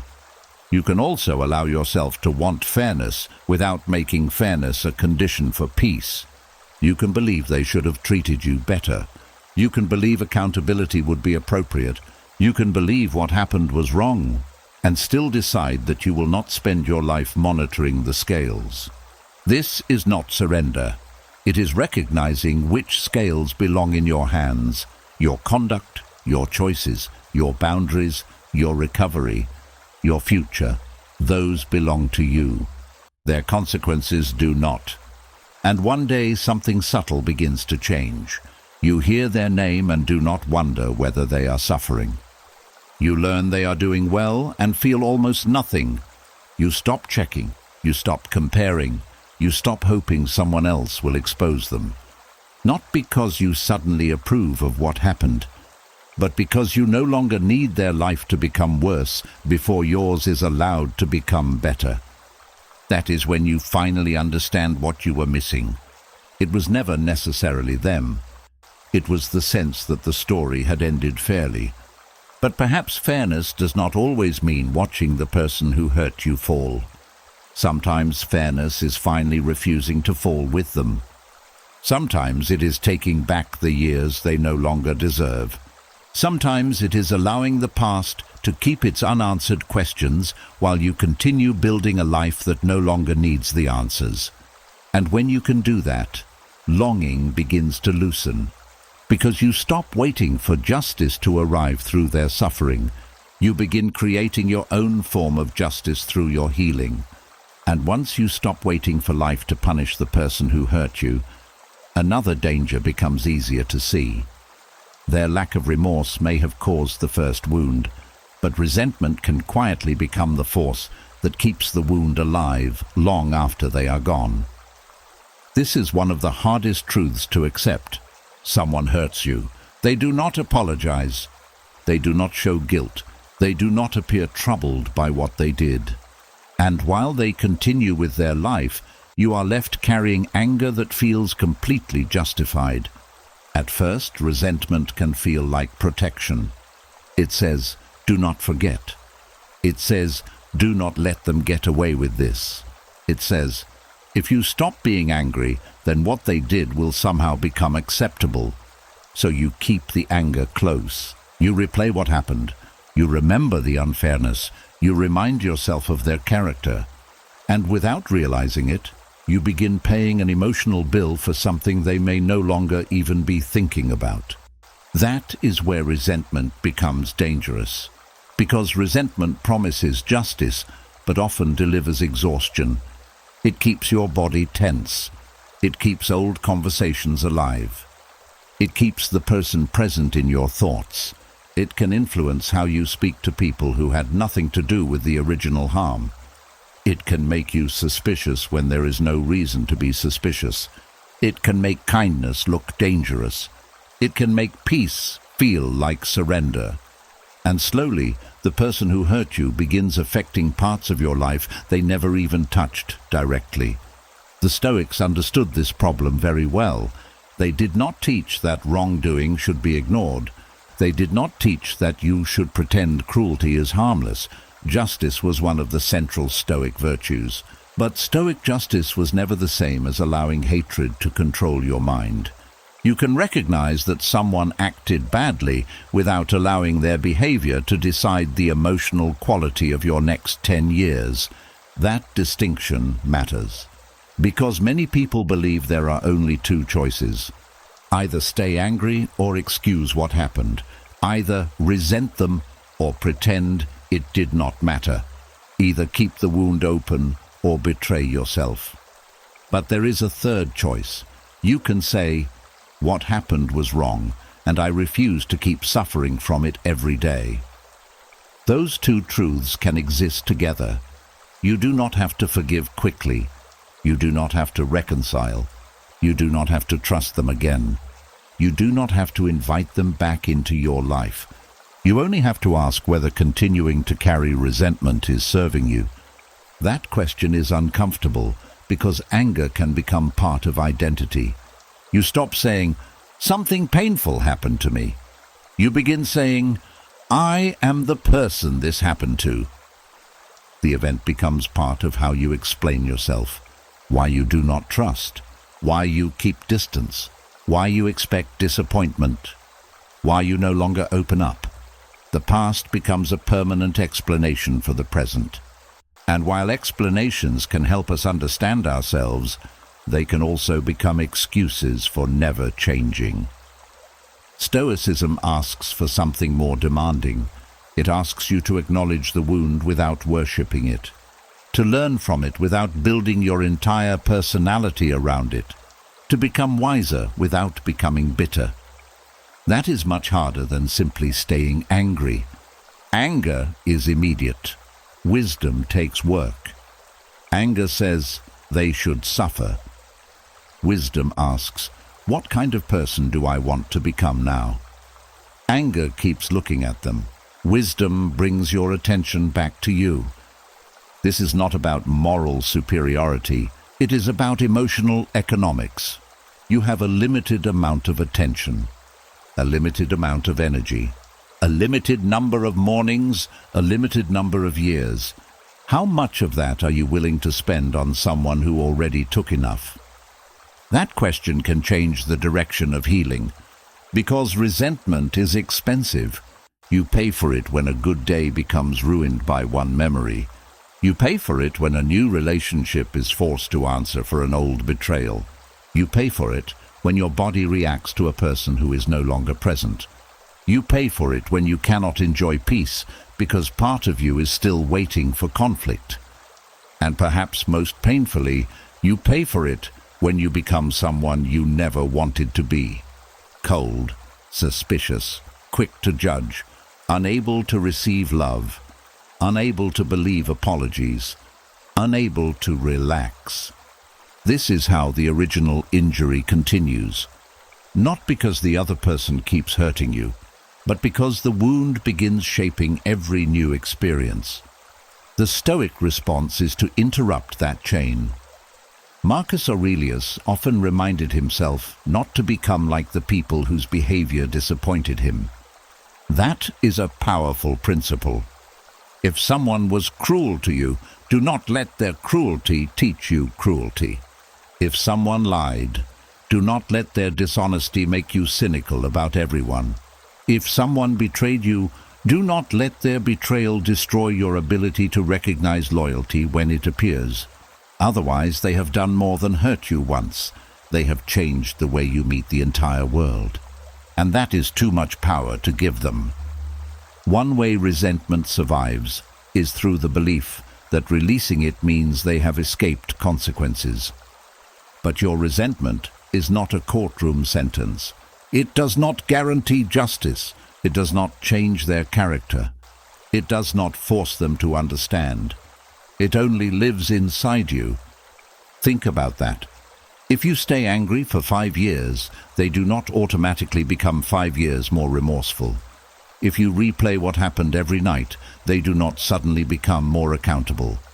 If you refuse to experience joy, they do not feel your loss. You are the one carrying the emotional weight. This is why letting go is not a reward for them. It is a decision for you. You are not saying, "You did nothing wrong." You are saying, "You will not continue living inside my nervous system." You are not saying, "I trust you again." You are saying, "I no longer need anger to remind me what I learned." That is an important stage of healing. At first, anger can teach. It tells you that something crossed a line.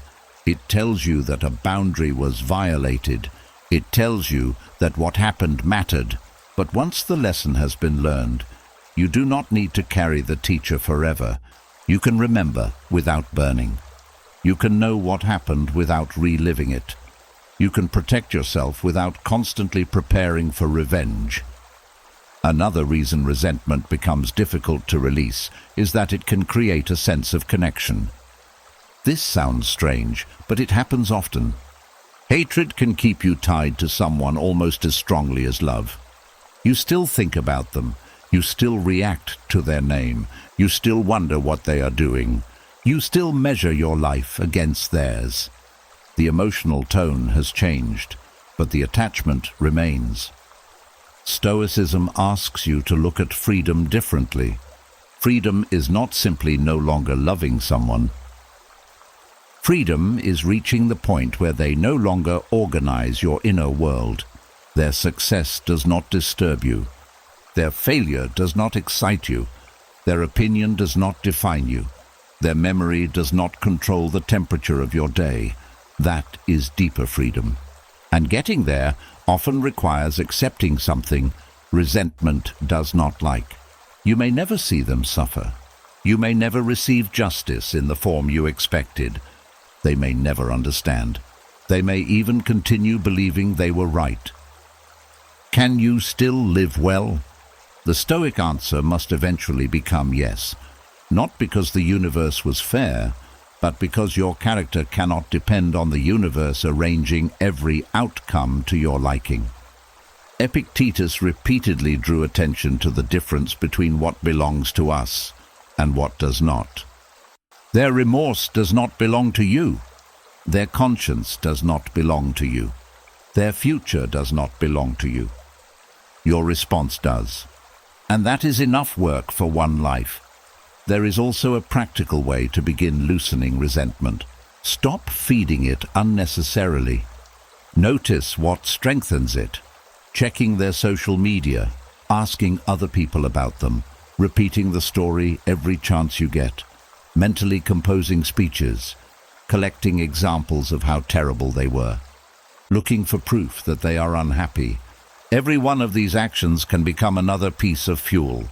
You do not have to erase every reminder. You simply stop deliberately returning to the fire and adding wood. This can feel empty at first. You may be surprised by how much mental space resentment occupied. Without it, there is silence. And silence can feel uncomfortable when anger has been company for a long time. But do not rush to fill that space with another grievance. Use it. Return to things resentment pushed aside: friendships, health, work, rest, creativity, faith, learning, laughter. The ordinary parts of life that pain convinced you were less important. That is how you begin taking your energy back, not in one dramatic moment, but through hundreds of small decisions. Today, I will not check. Today, I will not rehearse. Today, I will not let that memory decide how I treat someone innocent. Today, I will place my attention somewhere that helps me live. Over time, these choices build a different inner life. And there is one more thing worth understanding. Releasing resentment does not mean you must feel warm toward the person. Neutrality is enough. You do not need to love them. You do not need to wish them success. You do not need to create beautiful thoughts about someone who caused real harm. You can simply stop wishing your peace depended on what happens to them. That is enough. Sometimes healing looks less like forgiveness and more like emotional distance. Their name becomes just a name. The memory becomes just a memory. The lesson remains. The poison leaves. And this is where Stoic strength becomes visible, not in how fiercely you can hold on to anger, but in how completely you can refuse to let another person's lack of remorse determine the person you become. They may never feel sorry. That is their burden. You do not have to make it yours. They may carry no regret. You still do not have to carry endless resentment, because the sentence was never supposed to be yours. The moment you understand that, you stop serving time for someone else's crime. And once you stop serving an emotional sentence for what someone else did, another kind of grief may finally become visible. Not grief for the person, not even grief for the relationship, but grief for the parts of yourself that existed before the damage began. This grief is quieter.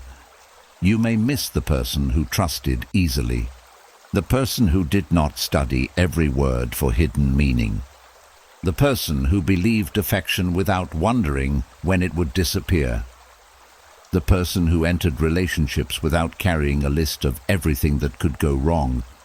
And sometimes the hardest truth is this: the person who hurt you may never understand what their actions changed inside you.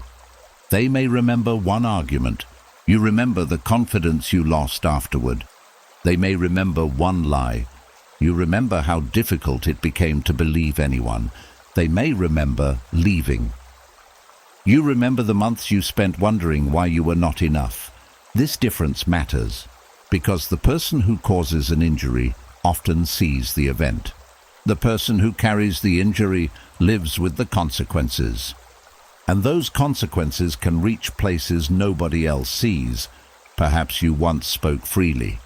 Then someone repeatedly mocked your opinions. At first, you defended yourself. Later, you became quieter. Eventually, you stopped speaking unless you were certain nobody would criticize you. Years later, the person who mocked you may not remember those conversations at all, but you may still hesitate before saying what you think. That is the kind of damage that rarely receives an apology. Not because it was small, but because much of it happened inside you after the event was already over. Stoicism does not ask you to pretend those losses did not occur. That would not be wisdom. There are things worth grieving. Lost time is worth grieving. Lost confidence is worth grieving. Lost opportunities are worth grieving. The years you spent trying to fix something that could not be fixed may matter deeply to you. The friendships you neglected because one relationship consumed all your energy may matter. The career decision you avoided because someone convinced you that you would fail may matter.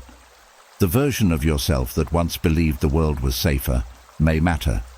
You are allowed to recognize those losses, but there is a difference between honoring a loss and building your home inside it.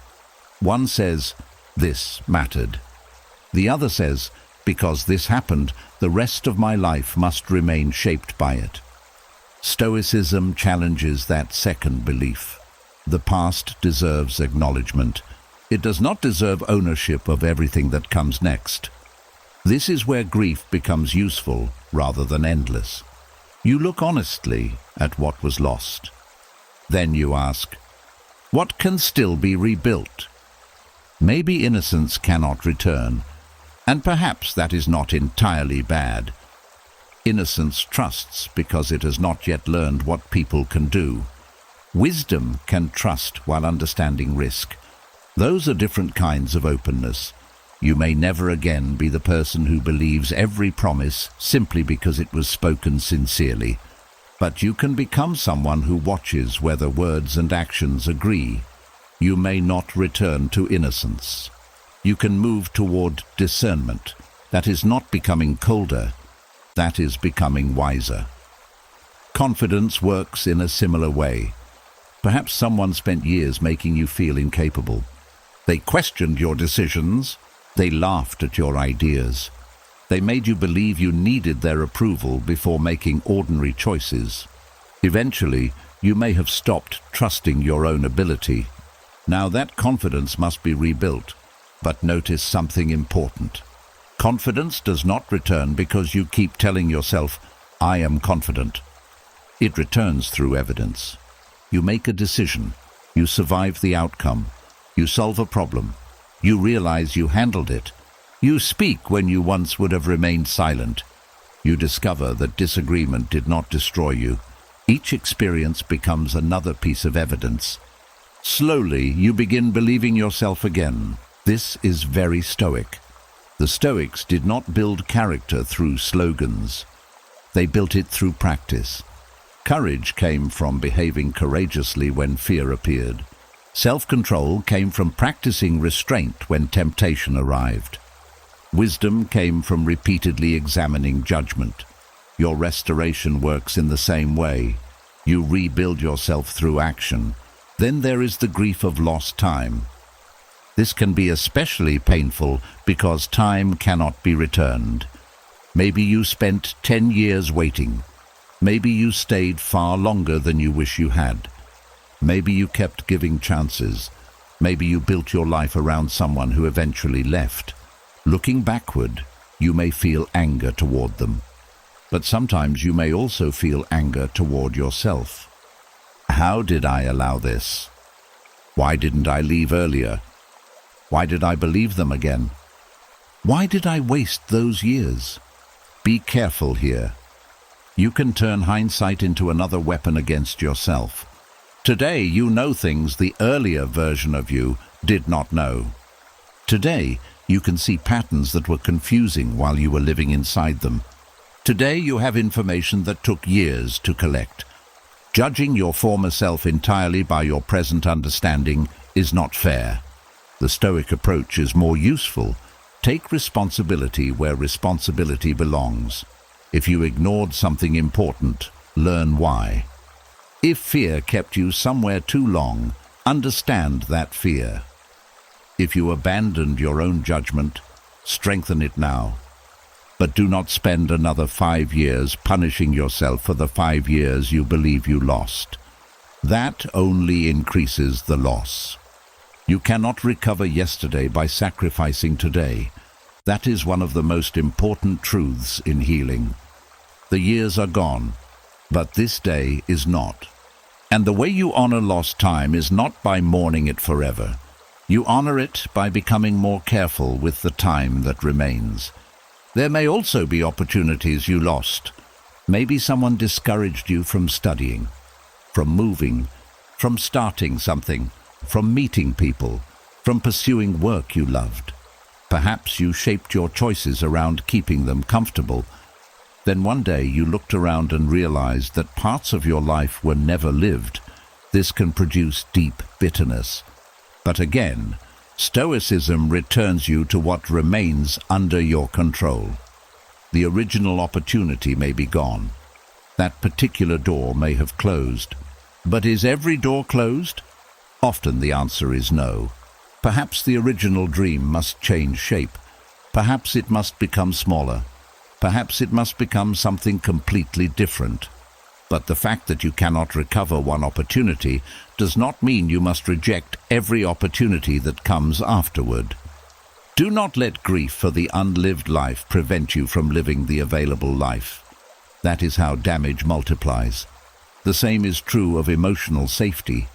Perhaps before them, closeness felt natural. Afterward, closeness feels dangerous. You may believe that safety means never becoming vulnerable again. But complete emotional protection has a cost. If nobody can come close enough to hurt you, nobody can come close enough to truly know you either. Stoicism does not promise a life where nobody will disappoint you again. It promises something more realistic. The ability to remain grounded when disappointment comes. This changes the meaning of safety. Safety is no longer, nobody will ever hurt me. That is impossible. Safety becomes, if someone hurts me, I will listen to myself. I will respond wisely. I will not remain where I am repeatedly destroyed. That kind of safety does not require controlling other people. It comes from trusting your own character. And perhaps this is where the greatest restoration takes place. You stop trying to become exactly who you were before. That person did not know what you know now. You have seen things, lost things, learned things. You cannot become untouched again, but untouched is not the only form of wholeness. A person can carry scars and still become whole. The scar means something happened. It does not mean the wound is still open. That distinction matters, and you do not need the person who caused those scars to understand them. They may never know how often you cried. They may never understand how long it took to trust yourself. They may never know which opportunities disappeared. They may never see how much effort it required for you to become comfortable in your own life again. Do not make their understanding another requirement. Some victories will happen where they cannot see them. That is fine. Your healing does not become less meaningful because the person who damaged you never witnesses it. In fact, there is something powerful about rebuilding without an audience. You begin doing things simply because they belong to your life. You laugh without wondering what they would think. You make decisions they will never know about. You create friendships they will never meet. You experience peaceful evenings they cannot disturb. And slowly, your life becomes larger than the chapter they occupied. That is how grief changes. You stop saying, "Look what they destroyed." You begin saying, "Look what I can still build." Not because the losses disappeared, but because they stopped being the only thing you could see. You may always remember the person you were before them with tenderness. Honor that person. They did the best they could with what they understood, but do not spend the rest of your life standing beside their memory. There is another version of you waiting to be built, less innocent perhaps, but more discerning, less trusting without question, but more capable of trusting wisely, less willing to abandon yourself for connection, more able to love while remaining rooted in your own dignity. The person who hurt you may never understand the version of you they changed. Let them remain unaware if they must. Your task is not to make them understand the ruins. Your task is to decide what you will build there. And perhaps one day, when you look at your life, you will realize that what was destroyed was not the end of you. It was simply the place where rebuilding began. And once you stop measuring your life by what was destroyed, another shift becomes possible. You begin to notice how much energy has been trapped inside one question. How could they do that to me? It sounds like a search for understanding, but often it becomes a search without an end. How could they lie? How could they betray me? How could they walk away after everything? How could they act like nothing happened? How could someone who said they loved me cause so much pain? These questions can feel important because the mind believes that if it understands the motive, the wound will finally make sense. But motives are rarely clean. People act from fear, from selfishness, from weakness, from pride, from insecurity, from habits they never examined, from wounds they never healed. Sometimes they know exactly what they are doing. Sometimes they barely understand themselves. And this is where Stoic wisdom becomes powerful. You may never get a complete answer to "how could they?" But you can always ask, "What is mine to do now?" That question changes the direction of your life. The first question looks at them. The second question brings you back to yourself. The first question gives your attention to motives you cannot control. The second gives your attention to choices you still possess. This is one of the clearest forms of Stoic agency. Epictetus taught that some things are up to us and some things are not. Another person's motive is not fully up to you. Their honesty is not up to you. Their ability to reflect is not up to you. Their willingness to change is not up to you, but your next action belongs to you. That sounds simple. It is not always easy. Because the mind often prefers explanation to action, explanation can feel safer. You can sit with a question for years. You can analyze every detail. You can revisit every message. You can search for hidden meanings. You can ask friends what they think happened. You can read about personality types. You can study patterns. You can build theories. And all of this can create the feeling that you are doing something. But there is a point where more explanation stops being useful. You already know enough. You know they hurt you. You know the relationship damaged something important. You know certain patterns were unhealthy. You know the outcome. At that point, the question is no longer, why did they do it? The question becomes, what will I do with what I know? That is harder because action brings responsibility. If you know the pattern, will you stop returning? If you know the boundary, will you keep it? If you know what drains you, will you create distance? If you know what you need, will you finally say it? If you know what kind of treatment you can no longer accept, will you act accordingly? These questions put you back in your own life. And that is where healing moves from thought into practice. One reason people stay stuck in "how could they" is because explanation creates the hope that the past can still be repaired. If you understand them perfectly, maybe you will discover that they did not really mean it. Maybe there was a good reason. Maybe there is a missing piece that will make everything less painful. Sometimes understanding does soften anger, but sometimes understanding changes nothing. You may understand why someone was emotionally unavailable and still decide that being around them was harmful. You may understand that someone acted from fear and still recognize that their fear hurt you. You may understand their childhood, their insecurity, their pressure, their confusion. Compassion can explain behavior.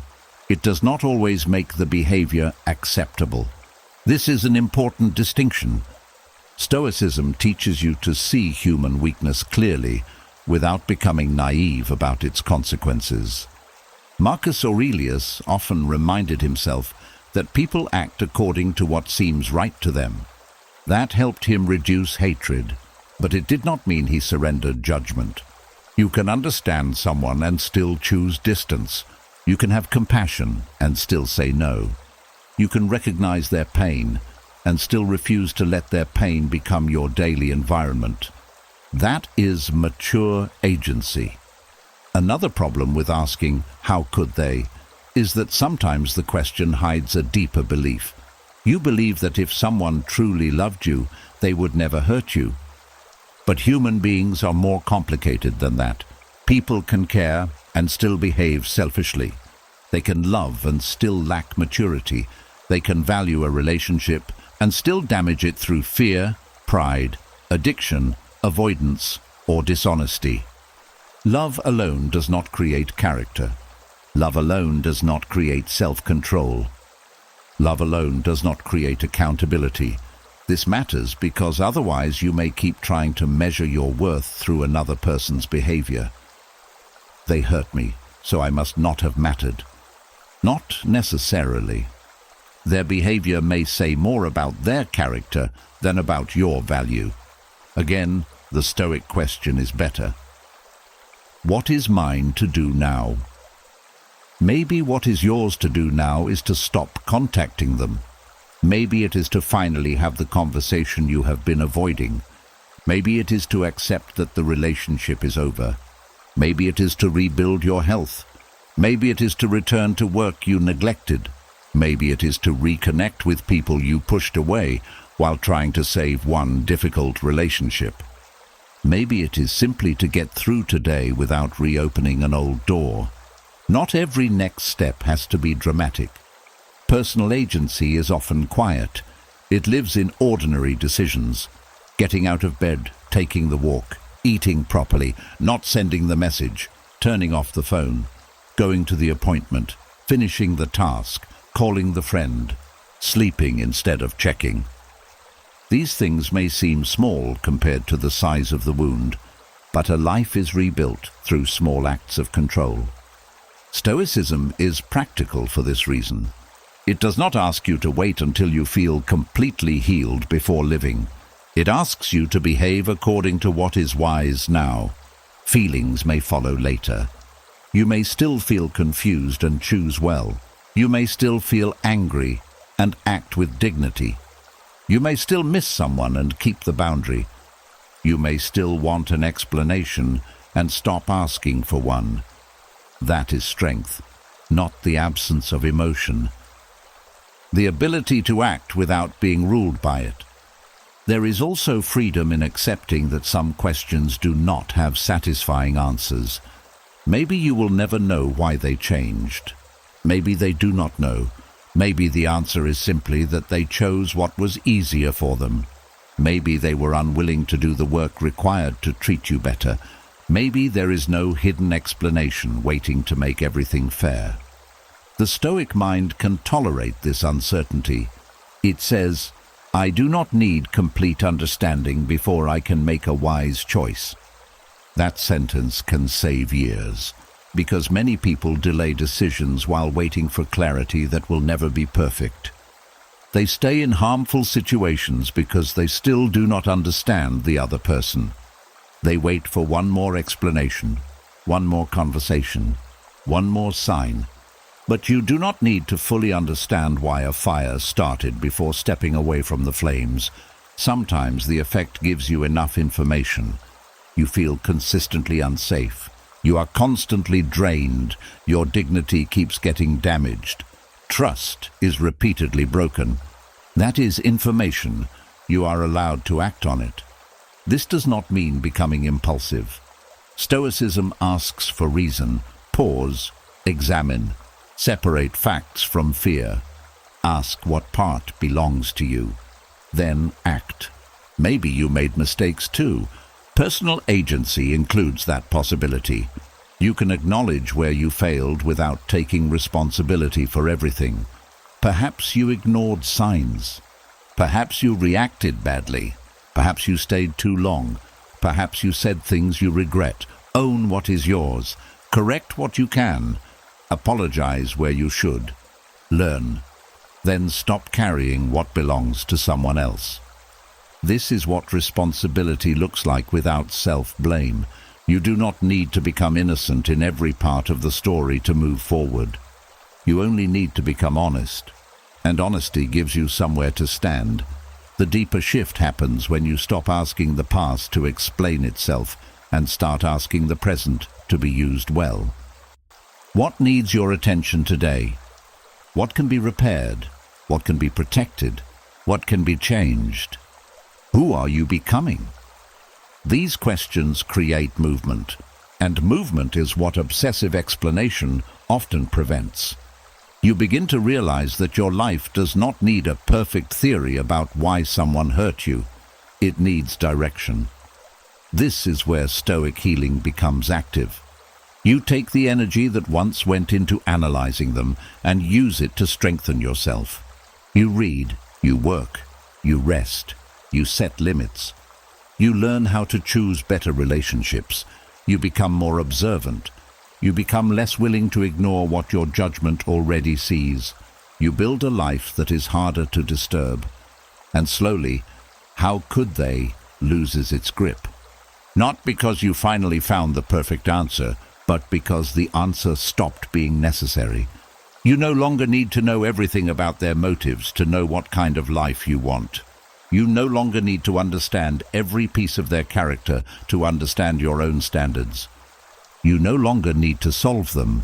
You need to lead yourself.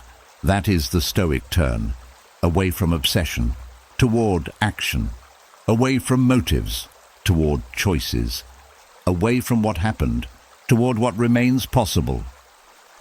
And perhaps the most important question is no longer, how could they do this to me?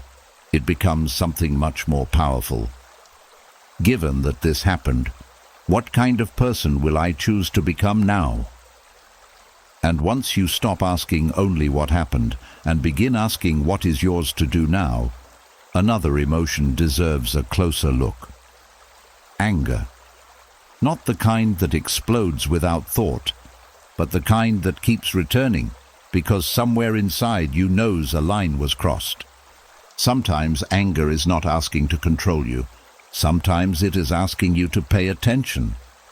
You may have been taught that anger is always dangerous, that good people stay calm, that mature people forgive quickly, that strong people do not get upset. But this can make you afraid of one of the most useful signals your mind gives you, because anger often appears when something important has been violated. A boundary, a value, a need, a sense of dignity. And if you keep suppressing that signal without understanding it, the anger may not disappear. It may simply go underground. Then it returns in other forms: irritation, bitterness, exhaustion, coldness, distance, sudden reactions that seem larger than the moment deserves. Stoicism does not teach blind suppression. The Stoics care deeply about self-control, but self-control begins with understanding what is happening inside you. If anger appears, the first question is not, "How do I get rid of this?" A better question is, "What is this showing me?" Maybe you are angry because someone crossed a boundary, but perhaps the deeper pain is that they crossed it many times and you kept allowing it. That realization can be difficult, because now the anger is not aimed only at them. Part of it may be aimed at yourself. You may think, "Why did I let this happen? Why did I keep saying yes? Why did I stay quiet? Why did I keep giving chances?" This is where anger can become useful if you do not turn it into self-hatred. You cannot change the boundary you failed to protect yesterday, but you can protect it today. That is where the Stoic response begins, not with punishment, with correction. Maybe you kept saying yes because you were afraid of disappointing people. Maybe you stayed silent because conflict scared you. Maybe you tolerated disrespect because you thought patience meant endurance. Maybe you ignored warning signs because you wanted the relationship to work. Maybe you kept accepting excuses because hope felt easier than truth. Understanding why you abandoned your needs is more useful than insulting yourself for doing it. A person can make a poor choice without becoming a foolish person forever. You are allowed to learn. You are allowed to update your standards. You are allowed to become less available to what hurts you. This is one of the most practical forms of Stoic growth. You do not keep repeating a mistake just because you are ashamed of making it before. You observe, you correct, you move differently next time. Anger can also reveal where you confused kindness with self-abandonment. Perhaps you thought being loving meant always being available. So you answered every call, fixed every problem, changed your plans, ignored your exhaustion, gave more time than you had. And somewhere along the way, generosity became resentment. That resentment may be telling you something important. You gave what you did not truly want to give. You said yes when something inside you was saying no. And when this happens repeatedly, anger begins building against the very people you volunteered to help. But sometimes they were not the only problem.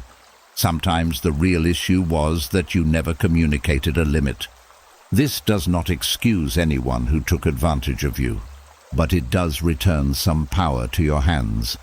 Because if the only lesson is, people take too much, you are left suspicious of everyone. If the lesson becomes, I need to become clearer about what I can give, then you have something you can practice. That is agency. Boundaries are not walls built to punish people. They are instructions about how you will participate. A boundary is not, you are not allowed to speak to me that way. You cannot fully control how another person speaks. A stronger boundary is, if you continue speaking to me that way, I will end the conversation.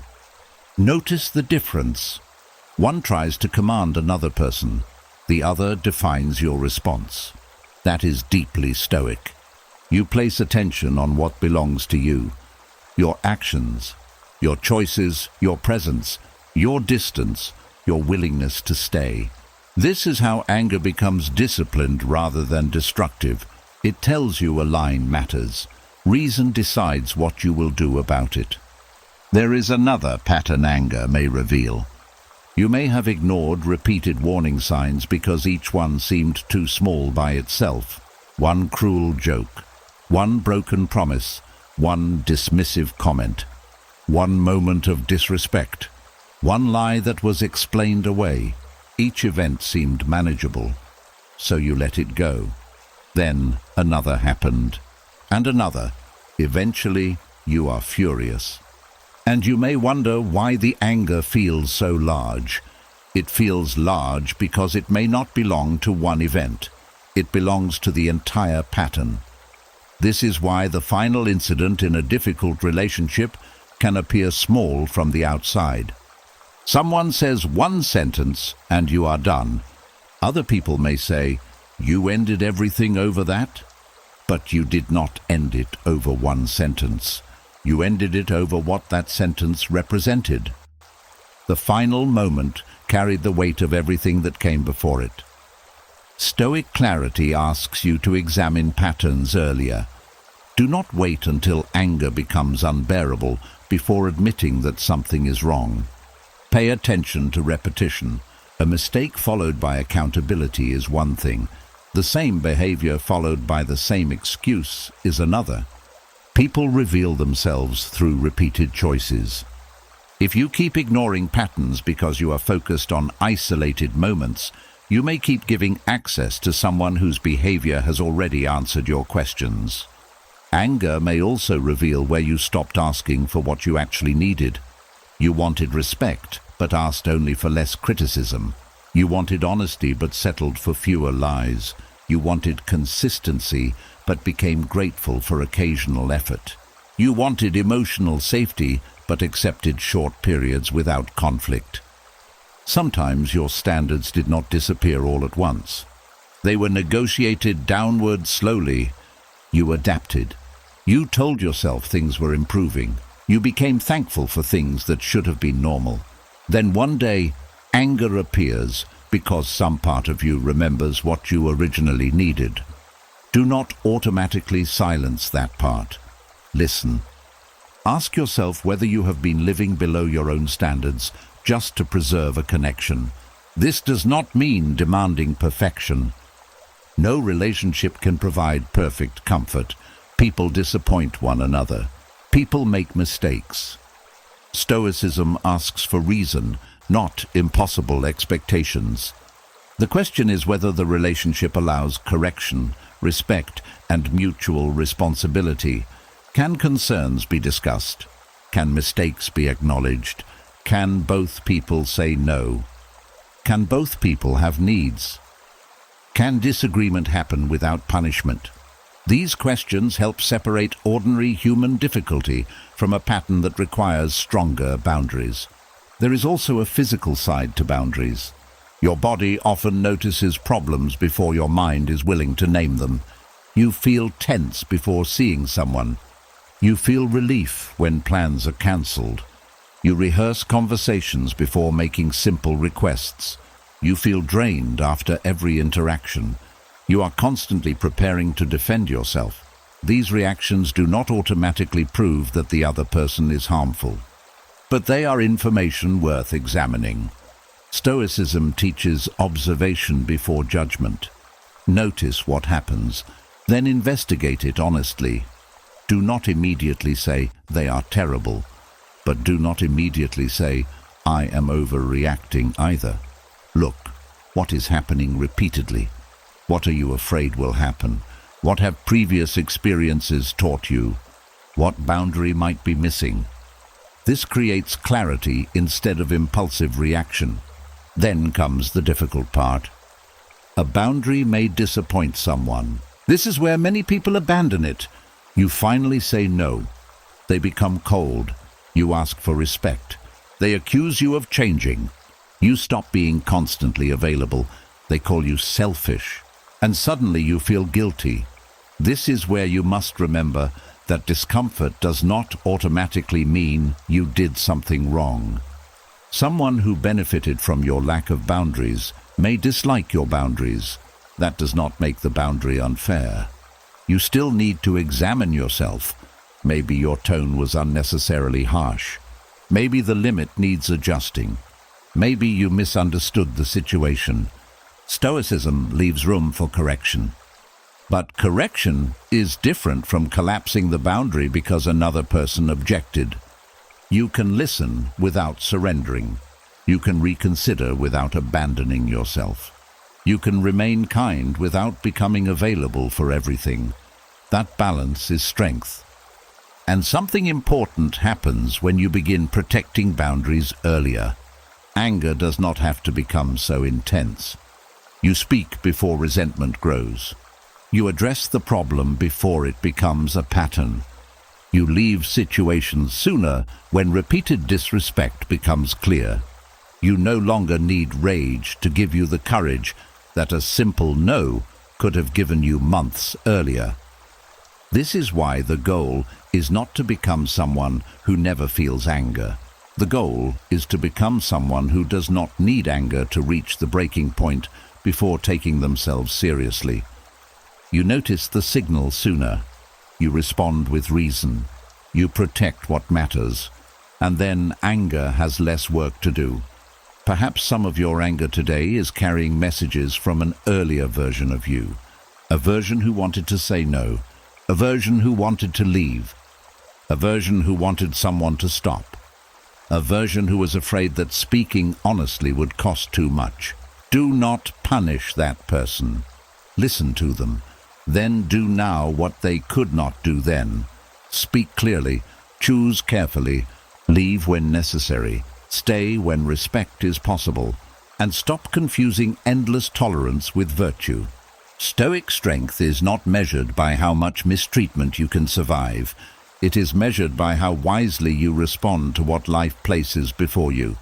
So when anger rises, do not immediately worship it, and do not immediately bury it.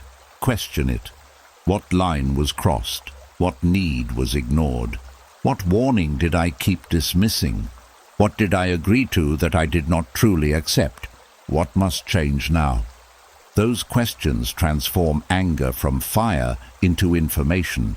And once the message has been understood, you no longer need to keep burning to prove that the boundary mattered. You can simply protect it. And once you learn to protect your boundaries before anger has to scream for your attention, another important distinction becomes clear. You can release hatred without reopening the door. This matters because many people confuse forgiveness with return. They think that if they forgive, they must answer the message. They must meet for coffee. They must allow the person back into their home. They must rebuild trust. They must act as though the past no longer matters. But forgiveness and access are not the same thing. You can stop hating someone and still decide that they no longer belong close to you. You can wish them well and still choose distance. You can understand why they behaved the way they did and still refuse to place yourself in the same situation again. This is not bitterness, it is judgment. And good judgment is one of the things Stoicism asks you to develop. The Stoics understood that compassion does not require carelessness. You can recognize that people are flawed without making yourself available for repeated harm. You can understand that someone acted from fear, pride, ignorance, or weakness without pretending those things had no consequences. Sometimes the most peaceful thing you can do is stop carrying hatred while also keeping the door closed. That balance can be difficult because guilt often enters. You may think, if I have really forgiven them, why do I still not want them in my life? But that question assumes forgiveness must restore the relationship. It does not. Forgiveness concerns what you carry inside. Reconciliation concerns what happens between two people. Those are different processes. Forgiveness can happen alone. Reconciliation cannot. Reconciliation requires both people. It requires honesty. It requires accountability. It requires changed behavior. It requires trust to be rebuilt slowly. And sometimes none of those things are present, so you may forgive without reconciling. That is allowed. In fact, sometimes it is the wisest option. Consider what forgiveness actually means. It may simply mean that you no longer want revenge. You no longer want to spend your nights thinking about how they should suffer. You no longer want their name to disturb your entire day. You no longer want the old anger controlling how you see everyone else. You release the emotional grip, but releasing the grip does not require forgetting the lesson. That is where many people become confused. They believe that if they remember what happened, they have not forgiven. But memory and resentment are not the same. A person can remember a fire without hating the fire. They simply know not to place their hand in it again. Your memory can serve the same purpose. You can remember that someone repeatedly lied. You can remember that trust was broken. You can remember how you felt around them. You can remember how many chances you gave. And you can use that memory as information, not ammunition, not a weapon. Information. Stoicism values memory when memory helps judgment. The goal is not to erase experience. The goal is to stop being ruled by it. This means that sometimes forgiveness actually creates clearer distance. When hatred is strong, you may still be emotionally attached. You still argue in your head. You still want them to understand. You still want them to suffer. You still need something from them. But as hatred fades, you may see the relationship more clearly, and you may realize that you do not want it back, not because you are angry, because you are calm. That is a very different place. Anger says, "Stay away from me because I hate you." Clarity says, "Stay away from me because I understand what this relationship costs." The second response is quieter, but often stronger. You no longer need to prove anything. You do not need to punish. You simply choose. That is Stoic discipline. You focus on what belongs to you. You cannot control whether they have changed. You cannot control whether they feel sorry. You cannot control whether they agree with your boundary, but you can control whether you reopen the door. And sometimes people will pressure you to do it. They may say, "Life is too short. Everyone makes mistakes. You should forgive and move on. They are family. They said they are sorry." But moving on does not always mean moving back. This is important. You can move forward without bringing every person from the past with you. Life is short. That is exactly why you should be careful about who receives access to your peace. Family matters, but family does not make repeated disrespect harmless. Apologies matter. But an apology is not proof of change. Words can open a conversation. Patterns decide whether trust should return. This is where patience becomes necessary. If someone comes back and says they have changed, you do not have to make an instant decision. Watch. Do their actions match their words? Do they respect limits they used to ignore? Can they hear your pain without becoming defensive? Do they take responsibility without adding excuses? Are they different when there is no reward for being different? Change is usually visible over time. You do not need to rush because someone is uncomfortable with the consequences of their past behavior. That discomfort may be part of the consequence. And allowing someone to experience consequences is not cruelty. Sometimes it is reality. If trust was broken over years, it may not return because of one conversation. If emotional safety was destroyed, you may need distance. If you no longer want the relationship, you are allowed to recognize that too. Forgiveness does not create an obligation to rebuild something you no longer wish to rebuild. This can be especially difficult when the person appears sincere. You may feel compassion, you may see their pain, you may believe their apology, and still know that returning would not be good for you. Both things can be true. You can say, "I believe you regret what happened," and also, "I do not want to continue this relationship." That is not contradiction. It is maturity. Stoicism teaches that kindness should be guided by wisdom. Kindness without judgment can become self-neglect. You may feel sorry for someone and still say no. You may understand their loneliness and still not become their solution. You may recognize their growth and still decide that your life has moved in another direction. Compassion does not require access. That sentence is worth remembering, because people who struggle with boundaries often give access whenever they feel compassion. They see someone hurting and immediately forget what happened before. They hear an apology and abandon their caution. They confuse empathy with responsibility. But you can care without returning. You can hope someone heals without becoming the person who heals them. You can pray for someone, if that is meaningful to you, without calling them. You can wish them a good life from a distance. This is emotional freedom. There is no hatred, but there is also no self-abandonment.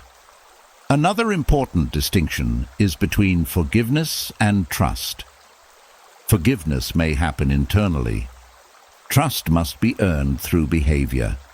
You can forgive today and still not trust tomorrow. Trust is built from evidence, consistency, truthfulness, respect, reliability. If those things are absent, there is nothing solid for trust to stand on. And refusing to trust without evidence is not a moral failure, it is wisdom. The Stoics would not ask you to close your eyes to reality simply to appear virtuous. Virtue includes practical wisdom. It includes seeing people as they are, not only as you hope they might become. This protects you from repeating an old cycle. Sometimes a person returns after enough time has passed, and nostalgia makes the past seem softer. You remember the good moments. You forget how often you were anxious. You remember laughter. You forget confusion. You remember connection.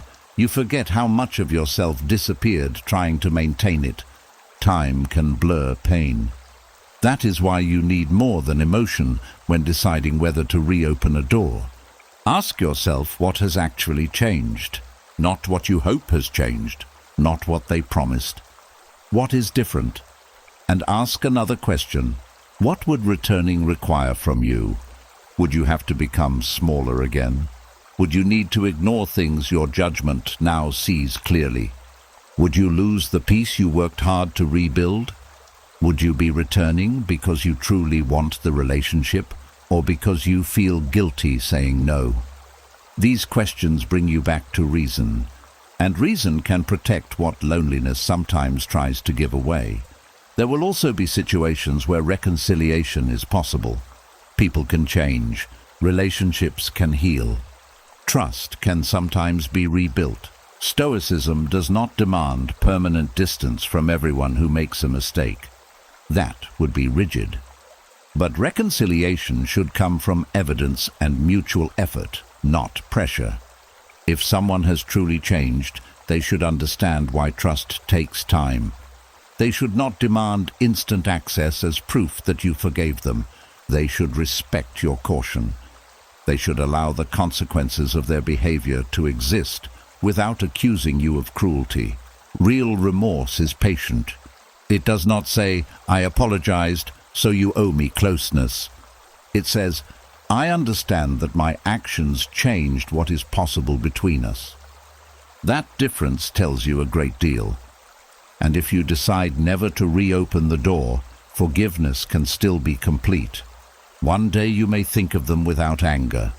You may remember what happened without wanting to change it. You may hear that they are doing well and feel no need to compare. You may understand that their life is now theirs and yours is yours. This is not coldness. This is release. You no longer carry them through hatred. You no longer carry them through longing. You no longer carry them through the need to be understood. The relationship may remain closed, but your heart is no longer trapped behind the same door. That is the freedom Stoicism points toward. You do not need to become hard. You do not need to become cruel.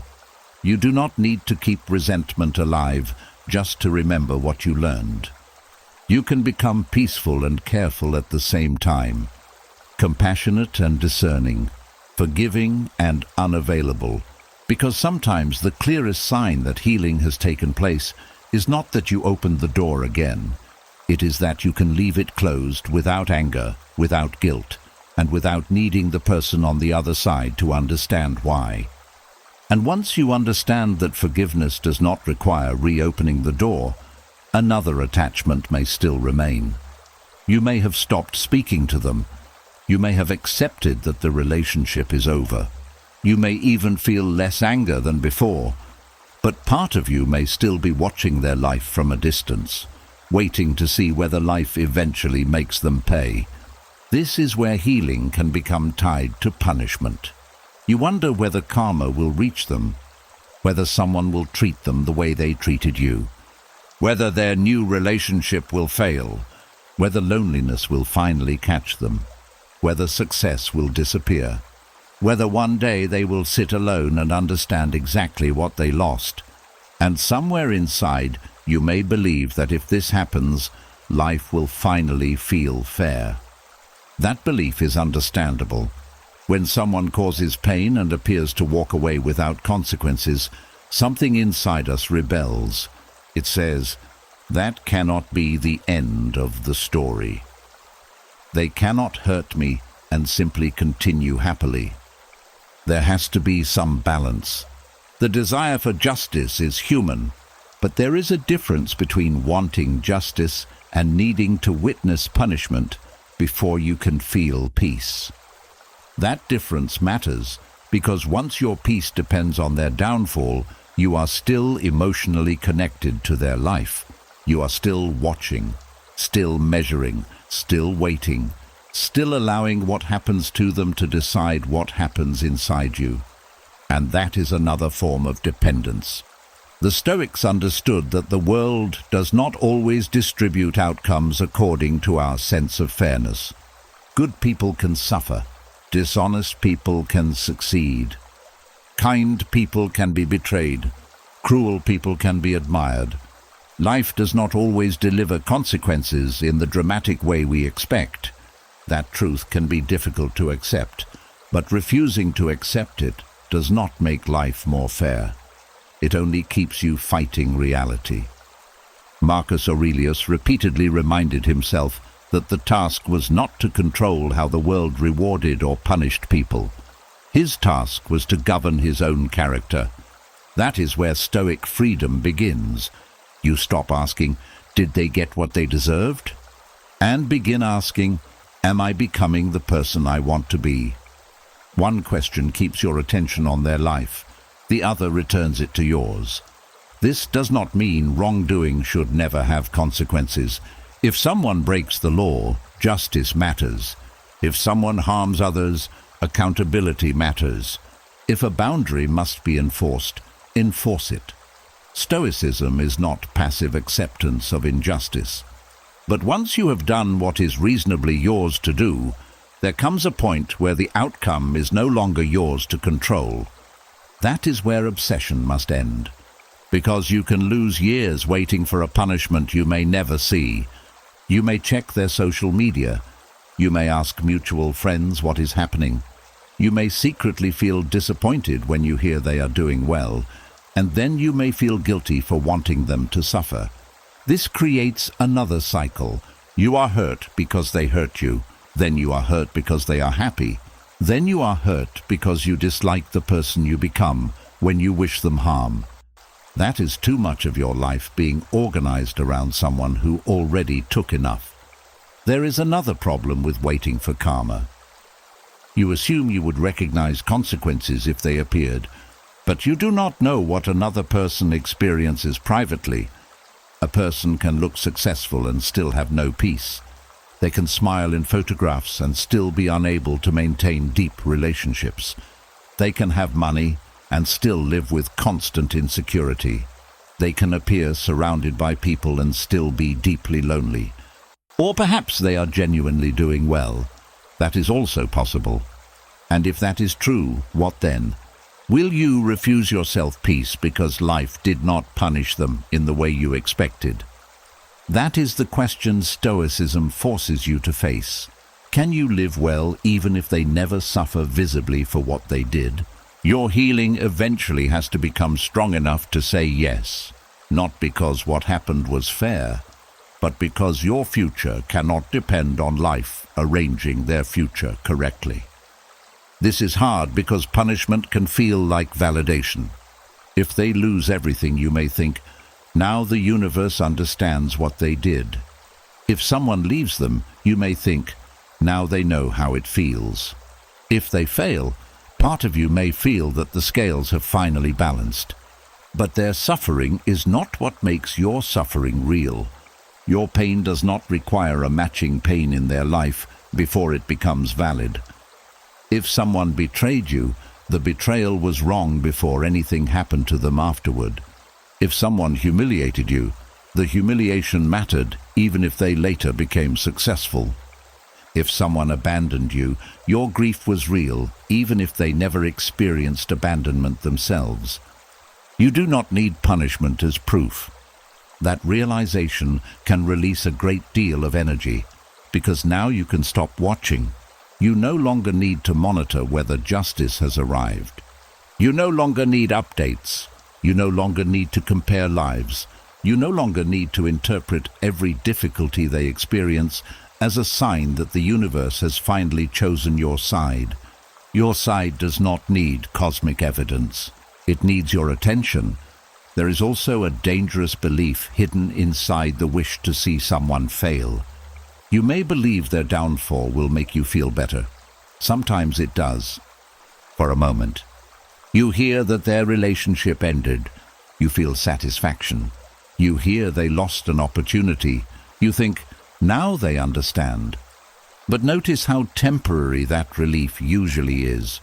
Soon the original wound is still there. Their failure did not return your confidence. Their loneliness did not give back your time. Their regret did not rebuild your habits. Punishment may satisfy anger for a moment. It does not automatically create healing. That is why revenge is such a poor long-term medicine. It focuses on reducing their life instead of rebuilding yours. Stoicism asks for the opposite. Do not measure your recovery by how badly they are doing. Measure it by how little their life controls your own. That is a better standard. Can you hear good news about them without feeling personally defeated?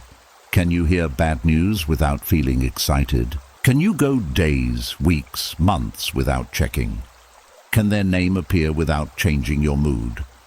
These are signs that the attachment is weakening, and neutrality is often a greater victory than revenge. You do not need to love them. You do not need to celebrate their success. You simply stop using their condition as a measurement of your justice. There is also something powerful about understanding that consequences are larger than punishment. A consequence may be losing access to you. A consequence may be losing your trust. A consequence may be becoming someone who repeatedly damages good relationships. A consequence may be carrying habits that follow them into every new connection. And perhaps the most important part is this: you do not have to witness any of it. The Stoic does not need to stand at the window waiting to see how another person's story ends. Your own story requires enough attention. This is where fairness must be redefined. Fairness does not always mean that each person receives equal pain. Sometimes the fairest thing you can do is refuse to give the past anything more. They took years. Do not give them 5 more. They took confidence. Rebuild it. They disturbed your peace. Protect it now. They made you question your worth. Live in a way that no longer requires their opinion. That is a form of justice you can actually create, and it is much more reliable than waiting for karma. You cannot command life to teach someone a lesson, but you can decide that you have learned yours. You can become more selective, more grounded, more honest, more careful about who receives access to you. You can stop ignoring patterns. You can stop betraying your own judgment. You can turn one painful relationship into wisdom that protects many future years. That is not the kind of justice people usually talk about, but it may be the kind that matters most, because eventually the greatest sign of healing is not hearing that they failed. It is realizing you no longer care whether they did. Their happiness does not insult you. Their pain does not satisfy you. Their future becomes separate from yours. And at that point, the scales you were watching no longer matter. You finally understand that peace was never going to arrive when life punished them enough. Peace arrives when you stop asking their life to prove that yours mattered. And once you stop measuring justice by what happens to them, another kind of freedom becomes possible. You begin to notice that even when the person is gone, something of them may still be speaking inside you, not their real voice. The voice you learned, the criticism you heard so often that it became familiar, the mockery you absorbed, the doubt they repeated, the dismissive words that slowly became your own inner language. This is how someone can leave your life and still remain inside your mind. You make a mistake, and immediately you hear, "Of course you messed it up." You want to try something new, and a thought says, "You will probably fail." You look in the mirror and hear the same criticism they once gave you. You speak confidently, then suddenly wonder whether you sounded foolish. You feel proud of something, and another thought quickly says, "It is not that impressive." And because the voice now comes from inside your own head, you may not realize where it came from. You assume it is you, but not every thought that sounds like your voice began with you. Some thoughts were taught through repetition. If someone criticized you once, perhaps you dismissed it. If they criticized you every week for years, something different can happen. The words begin to sink deeper. You stop hearing them as one person's opinion. You start hearing them as truth. This is especially powerful when the criticism came from someone whose approval mattered to you. A parent, a partner, a close friend, a teacher, someone you trusted, someone whose words carried emotional weight. If they repeatedly told you that you were too sensitive, you may begin dismissing your own feelings before anyone else gets the chance. If they told you that you were difficult, you may start apologizing for having needs. If they mocked your dreams, you may learn to hide ambition. If they made jokes about your intelligence, you may hesitate before speaking even when you know the answer. This is internalized criticism. The person no longer has to say anything. You have learned to do the work for them. That is one of the more hidden forms of damage, and Stoic inner discipline can help you begin separating what truly belongs to you from what was planted through repeated exposure. The Stoics paid close attention to impressions. A thought appears, an interpretation arrives, an emotion follows, but the first thought is not automatically a command. Epictetus taught that impressions come to us, but we still have a role in deciding whether we accept them as true. That idea is extremely useful here. You think, "I am not good enough." Pause. Do not immediately believe it. Ask, whose standard is speaking? You think, "Nobody will take me seriously." Pause. What evidence do I have? You think, "I should not say what I really think." Pause. Is there danger here, or am I following an old rule? This pause creates separation, and separation gives you choice. Without that pause, an old voice can direct your present life. You may avoid opportunities because of something someone said 10 years ago. You may remain quiet around good people because a cruel person once punished you for speaking. You may reject compliments because praise does not match the negative identity you learned. Someone says, "You did a great job." Instead of receiving it, you answer, "It was nothing." Someone tells you that you are talented. You immediately explain why they are wrong. Someone shows genuine interest in you. You wonder what they really want. This is what happens when another person's judgment becomes stronger than new evidence. You continue defending an old identity even after life begins showing you something different. Stoicism asks you to return to reality, not the old story. Reality. What are your actions showing now? What have you actually accomplished? How do trustworthy people respond to you? What choices are you making? What evidence exists today? This is important because healing internalized criticism is not simply replacing every negative thought with a positive one. The Stoic approach is more grounded. You do not need to say, "I am perfect." You say, "That judgment may not be accurate." You do not need to tell yourself, "I will succeed at everything." You say, "I can attempt this and deal with the result." You do not need constant praise. You need a fair mind. A fair mind neither worships you nor attacks you. It observes honestly. That is the goal. Sometimes the voice you carry is not openly cruel. It may be dismissive. You are tired, and the voice says, "Stop being lazy." You are hurt, and it says, "Get over it." You need help, and it says, "Do not bother anyone." You want rest, and it says, "You have not earned it." You feel proud, and it says, "Do not get full of yourself." These messages may have been taught in small moments. Perhaps your feelings were constantly brushed aside. Perhaps your needs were treated like inconveniences. Perhaps you learned that acceptance depended on being useful, quiet, strong, or easy. Eventually, you stop needing another person to dismiss you. You dismiss yourself. And this is where Stoic discipline must not be confused with emotional harshness. The Stoics valued endurance, but endurance was not self-abuse. They valued reason. But reason was not contempt for human needs. They valued strength. But strength did not mean speaking to yourself with cruelty. A disciplined mind can still be compassionate. In fact, it must be fair. If you would not speak to a respected friend in a certain way, ask why you permit that language toward yourself.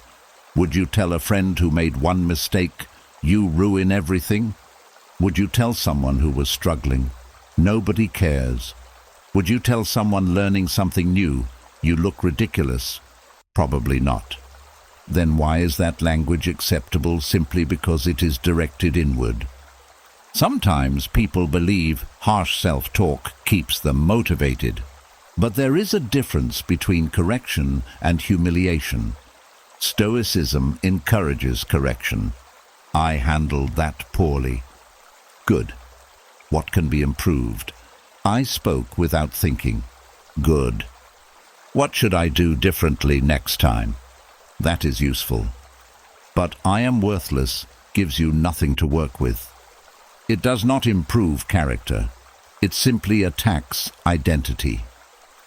Stoic self-examination should produce wisdom, not self-contempt.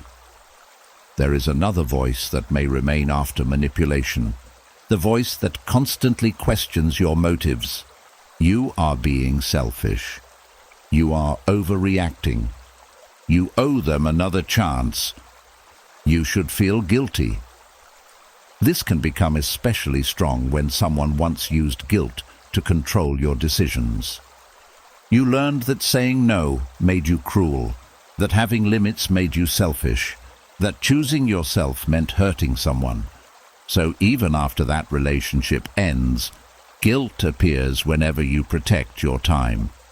This is where you have to examine guilt instead of automatically obeying it. Feeling guilty does not always mean you did something wrong. Sometimes guilt simply means you broke an old rule, and the old rule may have been unhealthy. Maybe the rule was, keep everyone happy. You say no, guilt appears. That does not prove the no was wrong. Maybe the rule was, never disappoint anyone. You choose differently. Guilt appears again. Still, that does not prove you acted badly. Ask a Stoic question. Did I act unjustly? Not, did someone dislike my decision? Not, did I feel uncomfortable? Did I act unjustly? Was I dishonest? Was I cruel? Was I careless? Did I violate my own values?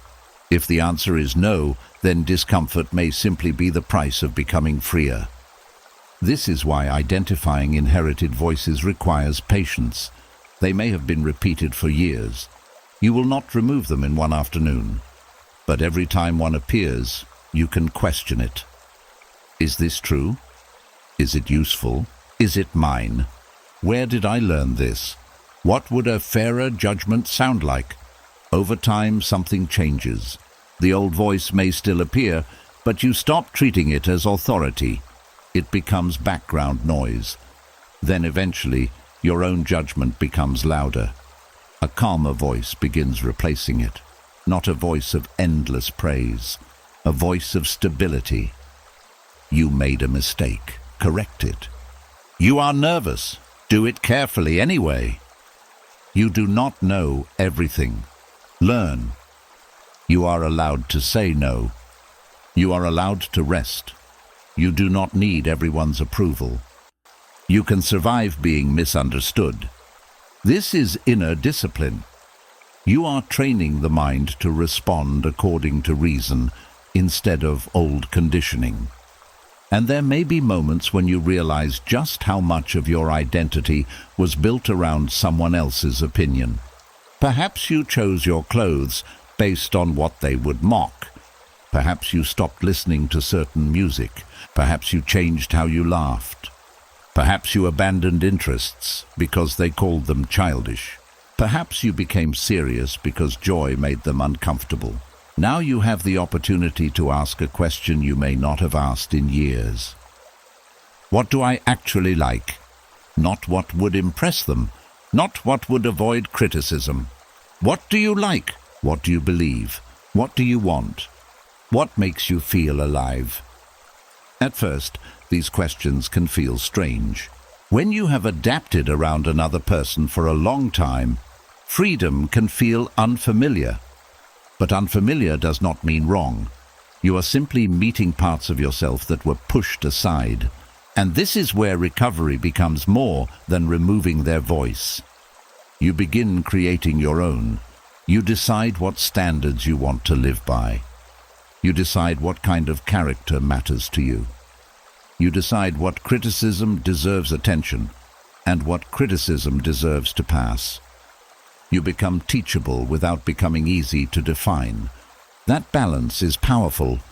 A healthy mind can hear correction without collapsing. It can hear mockery without accepting it. It can receive praise without depending on it. It can stand alone when necessary. That is the Stoic goal. Not to become deaf to everyone, but to become careful about who receives authority inside your mind. Because not everyone who spoke confidently about you knew you. Not everyone who criticized you understood you. Not everyone who dismissed you was correct. And not every sentence repeated often enough deserves to become part of your identity. The person may have left years ago, but if their judgment still decides what you attempt, how you see yourself, and what you believe you deserve, part of the relationship is still continuing.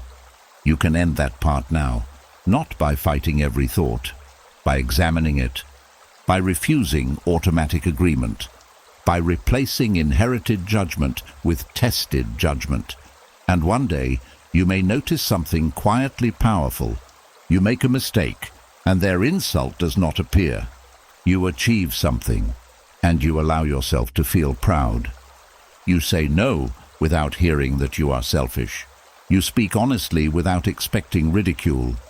You look at yourself and hear your own voice, steady, fair, clear. That is when you know they are finally leaving the place they occupied longest. Not your home, not your phone, not your life, your mind. And reclaiming that space may be one of the deepest forms of freedom you ever experience. And once you begin removing their voice from inside your head, another hidden attachment becomes easier to recognize. You may no longer need their approval. You may no longer need their apology. But part of you may still need them to understand. To understand what they did.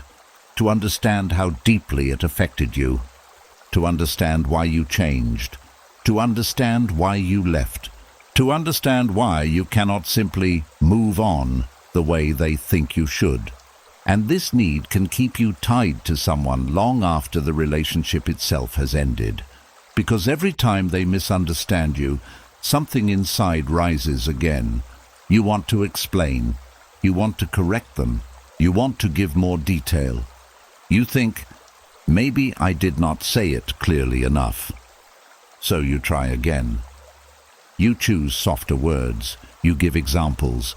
You explain the history. You describe your feelings. You remove anything that might sound accusatory.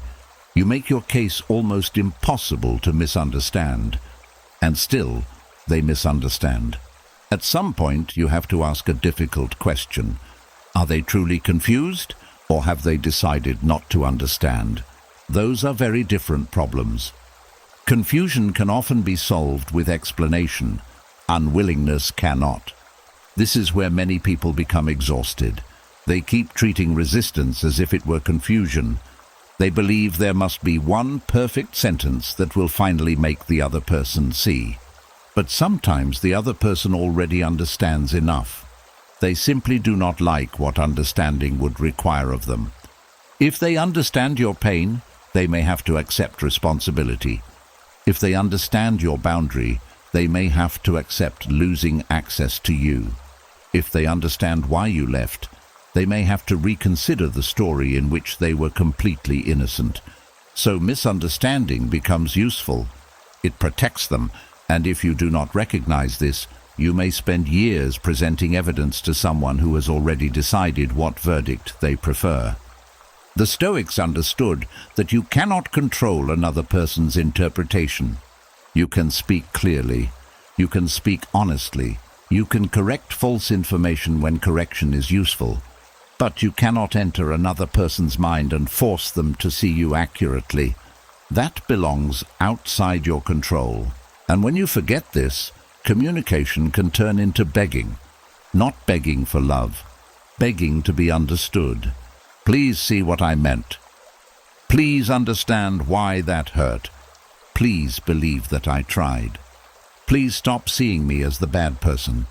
The words may be different, but the emotional request underneath is the same.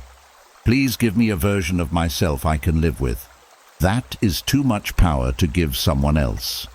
Because what happens if they never do? What if they continue telling the story differently? What if they call your boundary selfish?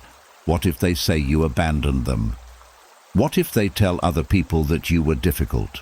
Will you spend the rest of your life correcting every version? You cannot. And even if you tried, you would lose yourself in the process. There is dignity in explanation, but there is also dignity in knowing when explanation has ended. The first time you explain your pain, you are communicating.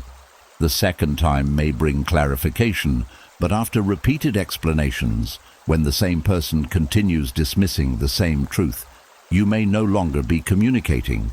You may be trying to obtain permission to feel what you feel, permission to remember what you remember, permission to make the decision you made. Stoicism asks you to stop placing that permission outside yourself. You can examine your actions honestly without needing the person involved to agree with your conclusion. Ask yourself whether you acted with fairness, whether you spoke truthfully, whether you gave reasonable chances, whether your decision protects what matters. If you discover that you were wrong, correct yourself. That is strength. But if after honest examination you know why you made your choice, another person's refusal to approve it does not automatically make it wrong. This becomes especially important when someone keeps shifting the conversation. You say, "What you did hurt me." They answer, "So I am just a terrible person now." Suddenly, you are comforting them. You say, "I need some distance." They answer, "After everything I have done for you?" Suddenly, you are defending your gratitude. You say, "That behavior cannot continue." They answer, "You have made mistakes too." Suddenly, the original issue disappears. This is how endless explanation begins. You keep following the conversation wherever they move it. You answer every accusation. You correct every detail. You defend every motive. And by the end, you are exhausted, and the original concern has still not been addressed. Stoic discipline helps you stay with what matters. You do not have to answer every argument placed in front of you. You do not have to defend every part of your character when one issue is being discussed. You can say, "That is not what we are discussing." Or you can stop the conversation entirely when it becomes clear that nothing useful is happening.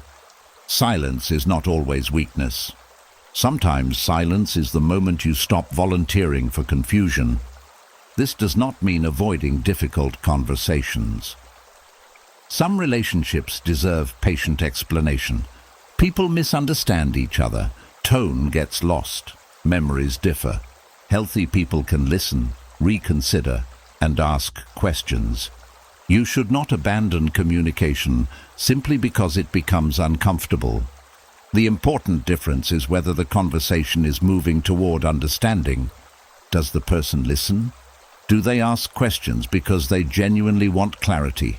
Can they repeat your point fairly even if they disagree? Can they admit when something makes sense? Can they acknowledge your feelings without surrendering their own perspective? These are signs of real dialogue.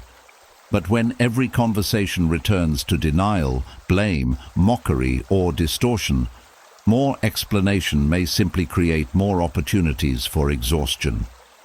At that point, dignity may require stopping. Not storming away, not delivering one final speech. Just stopping. You have said what needed to be said. They heard the words. What they do with them belongs to them. This is one of the hardest things to accept when you care deeply about being fair. You may fear that silence allows their version to win. But life is not always a debate where the best argument receives a trophy. Sometimes two people walk away carrying different versions forever. Your job is not to chase them down until their version matches yours. Your job is to live in a way that does not require their interpretation to sustain your peace. This is particularly difficult when other people believe them. You may hear that they have told friends or family a completely different story. Now the urge to explain becomes stronger. You want everyone to know the truth. You want to protect your reputation. There are situations where correcting serious false claims is necessary, but there are also situations where constantly defending yourself becomes another trap. Not everyone needs the full case file.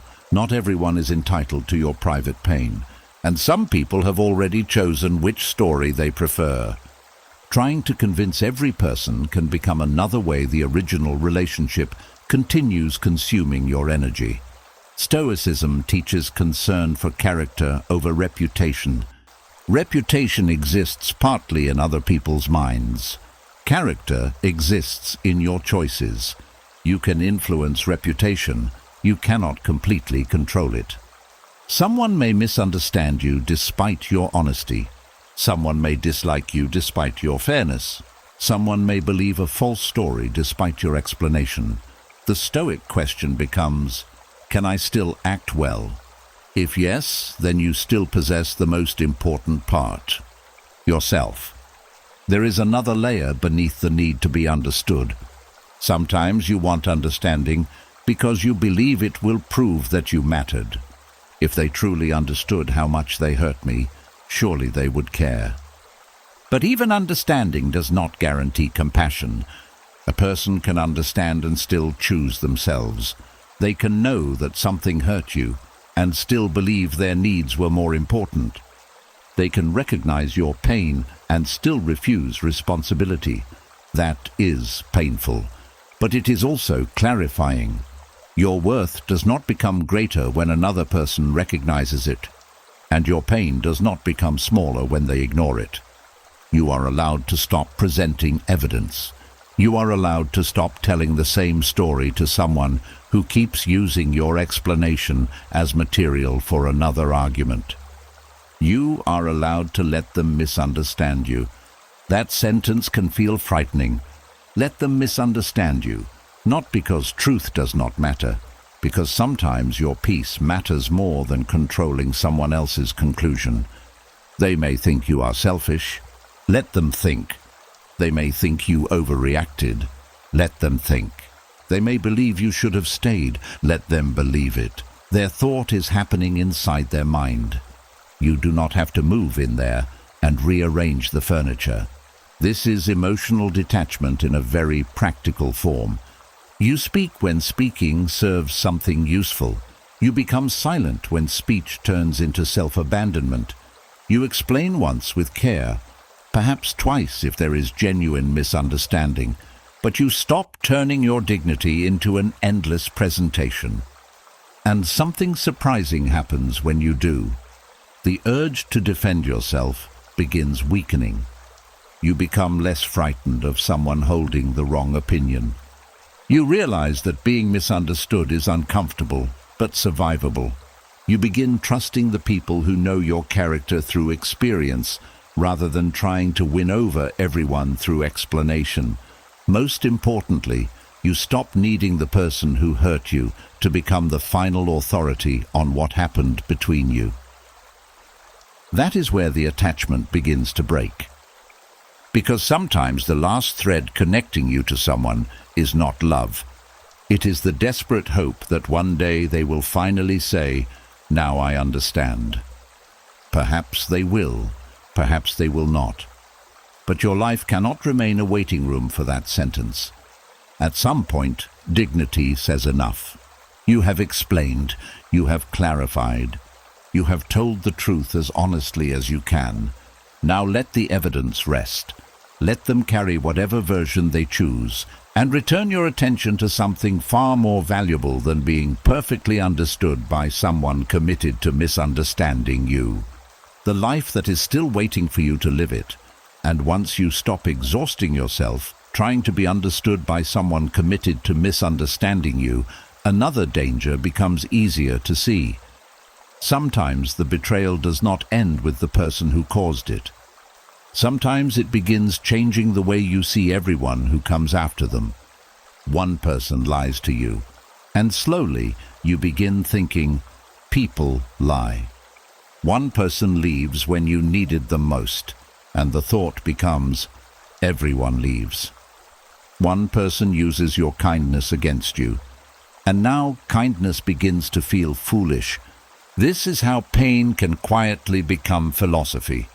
Not because you sat down and chose a new worldview, but because the mind tries to protect you by turning one painful experience into a rule. If I never trust deeply again, I cannot be betrayed. If I expect disappointment, I cannot be shocked. If I stay distant, nobody can hurt me. At first, these beliefs can feel like wisdom, but often they are fear wearing the clothes of wisdom. Stoicism teaches discernment. It does not teach permanent suspicion. There is a major difference. Discernment says, I will watch carefully. Cynicism says, I already know how this will end. Discernment studies character. Cynicism condemns everyone before they have shown theirs. Discernment protects you from repeating patterns. Cynicism can protect you from life itself.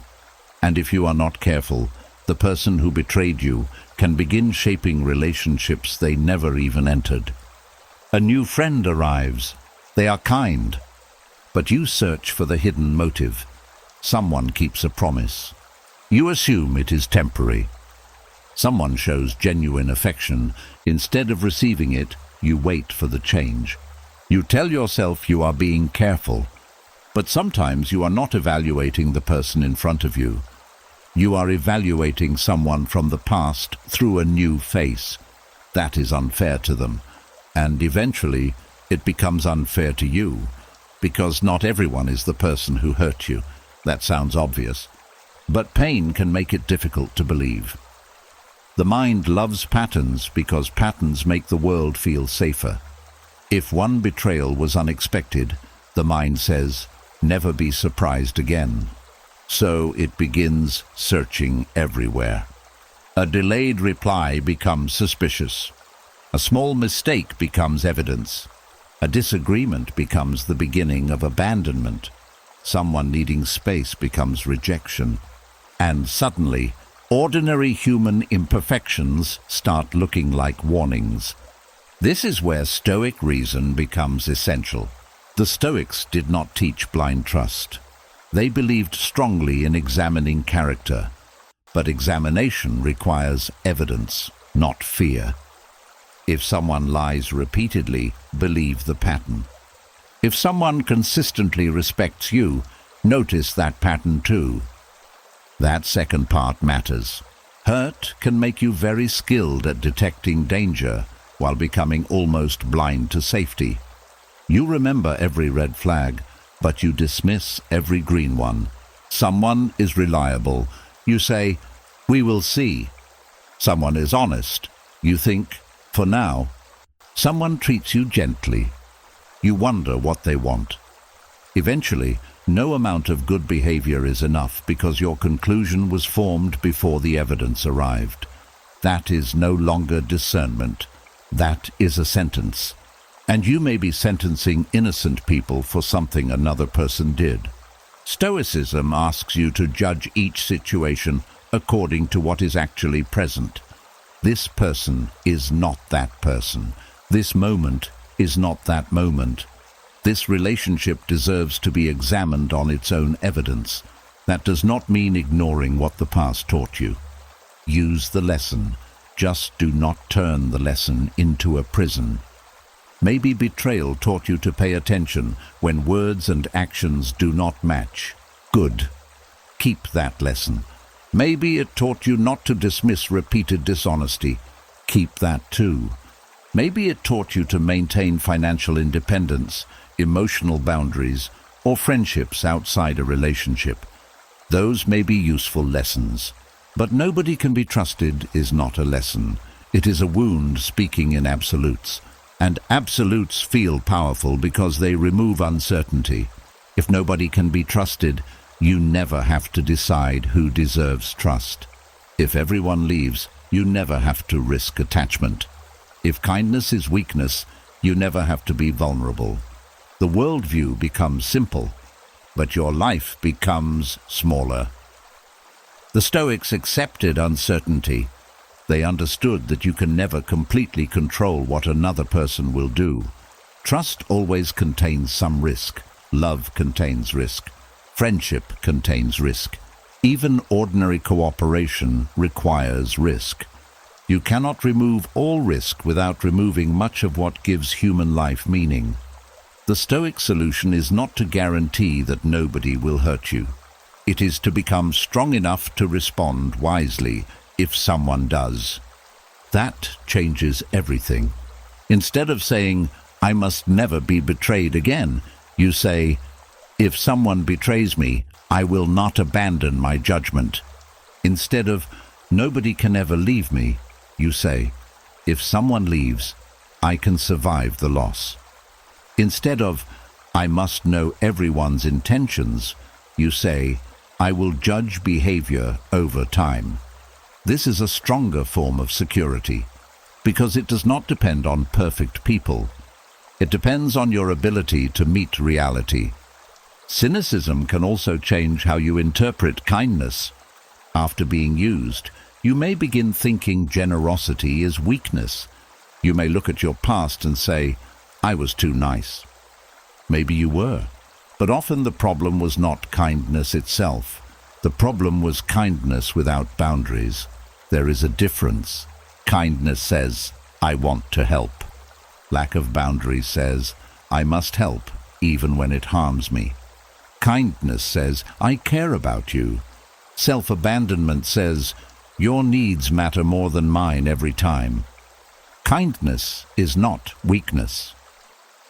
Kindness without judgment can become dangerous. Stoicism teaches both virtue and wisdom. You can remain generous while becoming selective. You can remain compassionate without becoming easy to exploit. You can help people and still say no. You can love deeply and still walk away from repeated disrespect. That is not losing your softness. It is giving your softness structure, and structure protects what is valuable. Another belief betrayal can create is people only care about themselves. Sometimes they do. Human beings can be selfish. The Stoics were not naive about this. Marcus Aurelius expected to meet people who were ungrateful, arrogant, dishonest, and difficult. But notice what he did not conclude. He did not say, "Therefore I must become like them." That is the important part.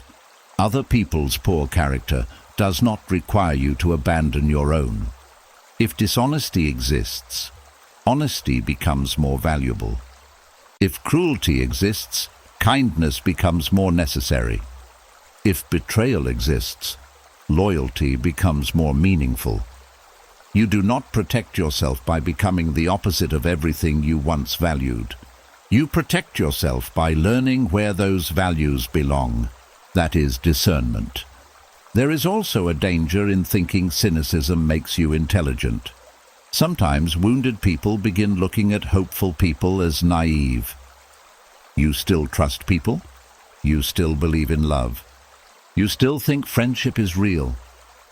The cynic feels experienced, but disappointment is not the same as wisdom. Wisdom includes knowing what can go wrong.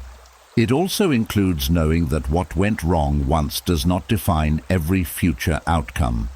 A person who has been cheated may learn to inspect contracts more carefully. That is wisdom. A person who concludes that every business relationship is a scam may reject genuine opportunities. That is fear. The same principle applies emotionally. The goal is not to return to blind innocence.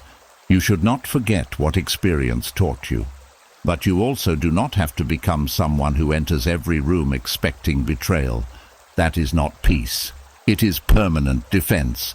And permanent defense is exhausting. Your body remains alert. Your mind searches for threats. Your relationships never fully deepen. People may feel that they are constantly being tested for crimes they did not commit. And sometimes good people eventually leave, not because your darkest belief was true from the beginning, but because living under constant suspicion becomes difficult. Then cynicism says, "See, everyone leaves." This is how a belief can begin creating evidence for itself. That is why Stoic self-examination matters. Ask yourself whether you are responding to what someone is actually doing or to what you fear they may eventually do. That question can save relationships. Maybe a person has given you reason not to trust them. Then act accordingly. But maybe they have not. Do not invent guilt simply because guilt existed somewhere else. There is another Stoic idea that helps here. Separate what is possible from what is happening. Yes, this person could betray you. Most people could. But are they betraying you now? Yes, this relationship could end. All relationships can. But is it ending now? Yes, kindness can be exploited. But is this person exploiting it? Stay with reality. Fear lives in possibility. Reason lives in evidence. This does not guarantee safety. Nothing does. But it keeps old pain from becoming a permanent filter. And over time, you may begin noticing something important. There are people who keep promises. There are people who apologize. There are people who respect boundaries. There are people who do not punish honesty.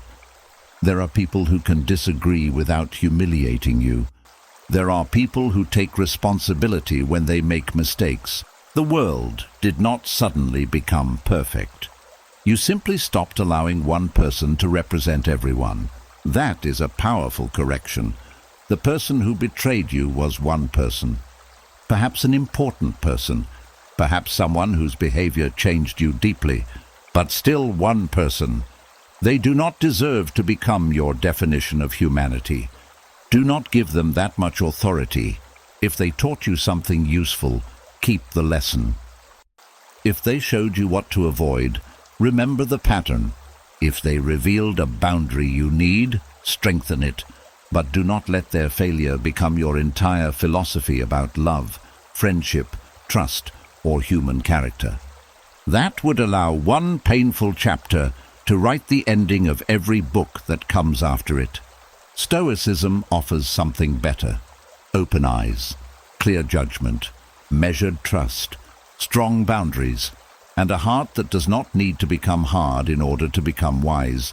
You can know that people are capable of betrayal and still recognize loyalty. You can know that people sometimes leave and still appreciate those who stay. You can know that kindness can be exploited and still choose kindness with judgment. This is not naivety, it is freedom from overgeneralizing your pain. And one day, perhaps the greatest proof that betrayal no longer owns you will not be that you forgot what happened.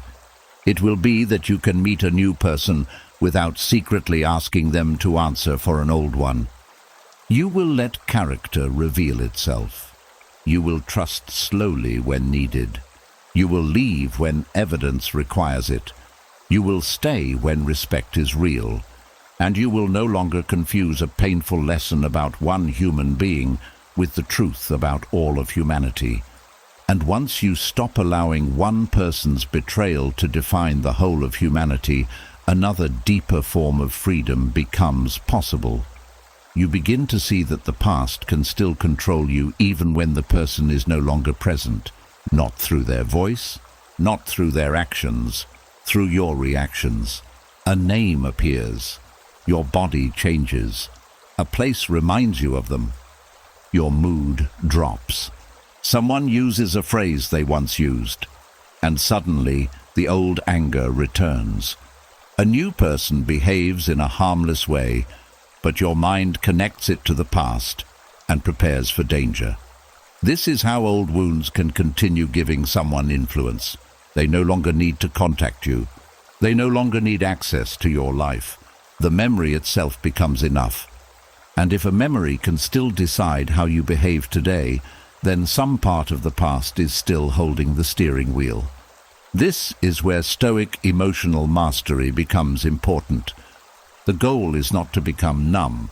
It is not to erase memory. It is not to pretend that nothing affects you. The goal is to reach a point where being triggered does not automatically become being controlled. A feeling can appear without becoming an order. A memory can return without becoming a decision. An emotion can rise without deciding what you do next. That is real strength. Many people think revenge means making the person who hurt them regret what they did. They want to become successful, so the person feels foolish. They want to look happier, so the person feels jealous. They want to become unreachable, so the person realizes what they lost. But notice something. If your life is still being shaped by the desire to affect them, they still have influence. Even success can become another form of attachment if you are using it to send a message to someone from the past. You post because you hope they see it. You improve yourself because you want them to regret leaving. You enter a new relationship and secretly wonder whether they will hear about it. This may look like moving on, but emotionally, you are still performing for an audience that should no longer matter. The more powerful form of revenge is quieter. You stop needing them to notice. You stop needing them to regret. You stop building your decisions around what they might think. You simply become free. That freedom begins with understanding triggers. A trigger is not proof that you are weak. It is a sign that your mind has connected something in the present with something painful from the past. Sometimes the connection is obvious: a certain song, a certain date, a certain place. Sometimes it is subtle: a tone of voice, a delayed message, a particular expression, someone becoming distant. Your mind recognizes something familiar and says, "Be careful." This response may once have protected you. The problem begins when every reminder is treated like the original danger. Someone from the past lied after becoming distant. Now a new person becomes quiet for one evening, and you assume betrayal. Someone once mocked you when you were vulnerable. Now a friend makes an innocent joke, and your body prepares for humiliation. Someone abandoned you after promising they would stay. Now every small change in someone's behavior feels like the beginning of another ending. The past begins interpreting the present for you. Stoicism asks you to interrupt that process, not by saying, "I should not feel this," but by asking, what is actually happening now? That question creates space. The Stoics believed that the first impression is not always under your control. Something happens, and the mind reacts, but what you do after that moment matters. You can examine the impression. You can test it. You can refuse to give it immediate authority. Someone takes longer to reply. The impression says, they are losing interest. Pause. What do you actually know? Almost nothing. Someone disagrees with you. The impression says, they are going to reject me. Pause. What happened? A disagreement, not abandonment. This is how emotional mastery grows. One pause at a time. You begin separating memory from evidence. That does not mean ignoring real warning signs. If there is a genuine pattern, respond to it. But let the current person earn your judgment through current behavior. Do not make them inherit someone else's sentence. This becomes especially important when provocation is intentional. Sometimes the person who hurt you returns and knows exactly what still affects you. They know which words make you angry. They know which accusation makes you defend yourself. They know what will pull you back into an old argument. And the moment you react exactly as expected, the old dynamic returns. They press the button. You respond. They press it again. You respond again. This is control through reaction. The Stoic response is not passive weakness. It is refusing to become predictable through your wounds. You do not have to answer every insult. You do not have to defend yourself against every accusation. You do not have to prove that you are no longer hurt. Sometimes the strongest response is no response, not because you have nothing to say, because you understand the cost of saying it. If someone can control your behavior by insulting you, then they have discovered a lever. If they can make you abandon your values simply by provoking anger, then the wound is doing their work for them. Stoicism asks you to remove the lever. This is why emotional mastery is not about suppressing emotion. Suppressed anger can still control you. You may remain silent on the outside while burning inside for days. That is not freedom. The deeper practice is allowing the emotion to appear, recognizing it, and deciding whether it deserves action. You can say internally, "I am angry." Then ask, what action would I respect tomorrow? That question is powerful, because anger wants immediate relief. Wisdom thinks about consequences. The message you want to send tonight may embarrass you tomorrow. The confrontation you want to start may reopen a door you worked hard to close. The insult you want to return may turn you into the kind of person you said you did not want to become. So you wait, not because you are afraid, because you are choosing yourself over the trigger. This is Stoic discipline in real life. Another way old wounds control you is through avoidance. People often think control looks only like strong emotional reactions, but fear can control by making your world smaller. You stop going to certain places. You avoid certain types of people.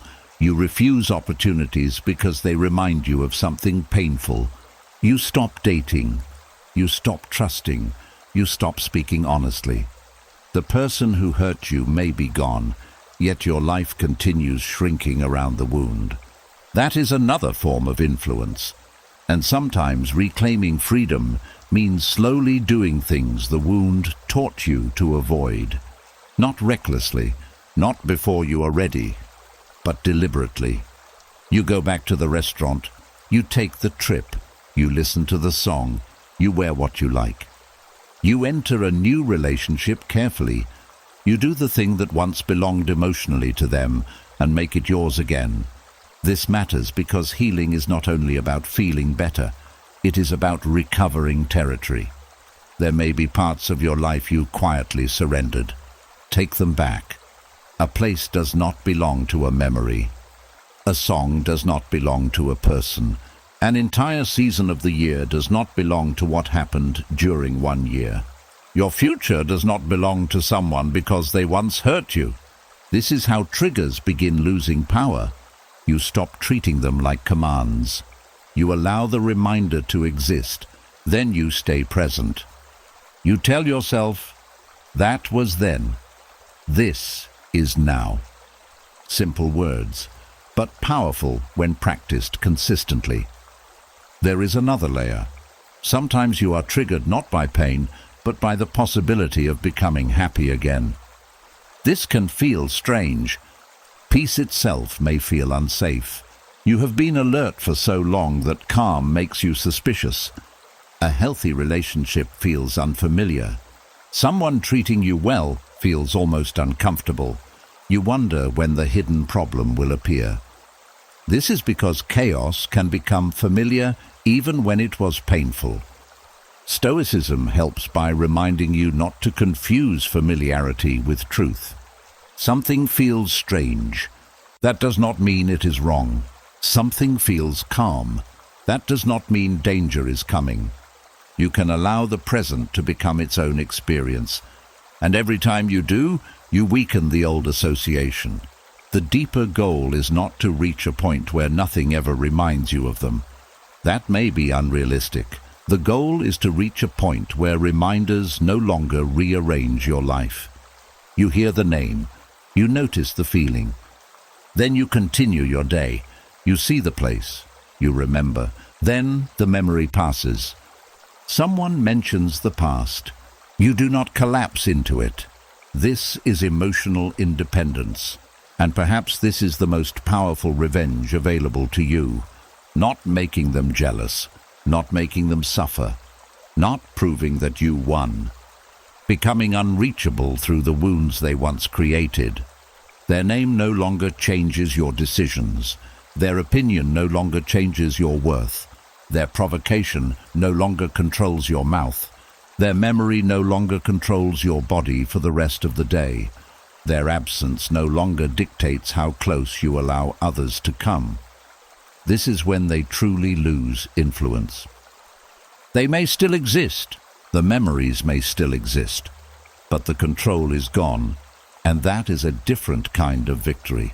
A quiet one, no audience, no announcement, no final speech.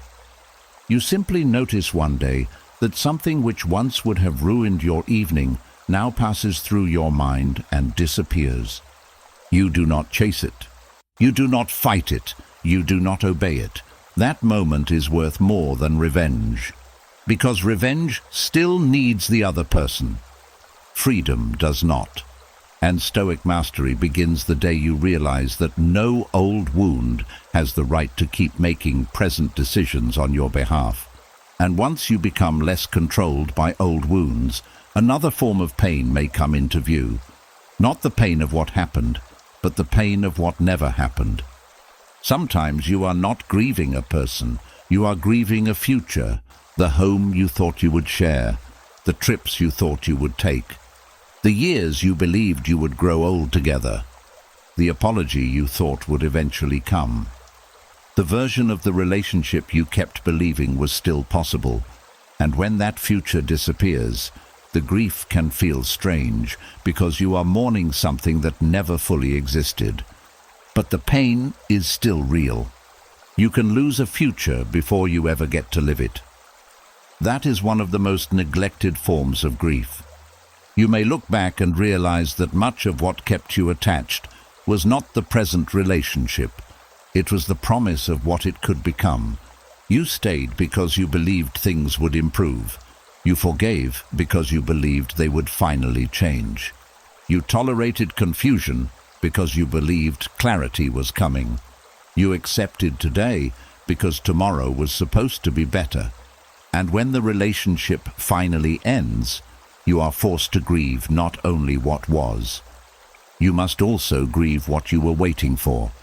This can be harder than grieving reality. Reality has facts. Hope has possibilities. And possibilities can be endless. You can spend years thinking, if only they had changed. If only we had made it. If only they had kept their promises. If only they had become the person I knew they could be. These thoughts create an alternate life inside the mind. In that life, everything eventually works. The misunderstanding gets resolved. The betrayal is repaired. They become more mature. You become happy together. And the future unfolds exactly as you once hoped. But Stoicism asks you to be careful with imagined futures, not because hope is wrong, but because the mind can suffer over things that existed only in expectation. Epictetus taught that we are disturbed not only by events, but by the judgments and expectations we attach to them. This matters here. The event may be that a relationship ended, but the suffering can become much larger because the mind also says, "This was supposed to be my forever. This was supposed to work. This was supposed to become something beautiful." Now you are grieving reality and expectation at the same time. That is heavy. And the Stoic response is not to mock the dream. It meant something to you.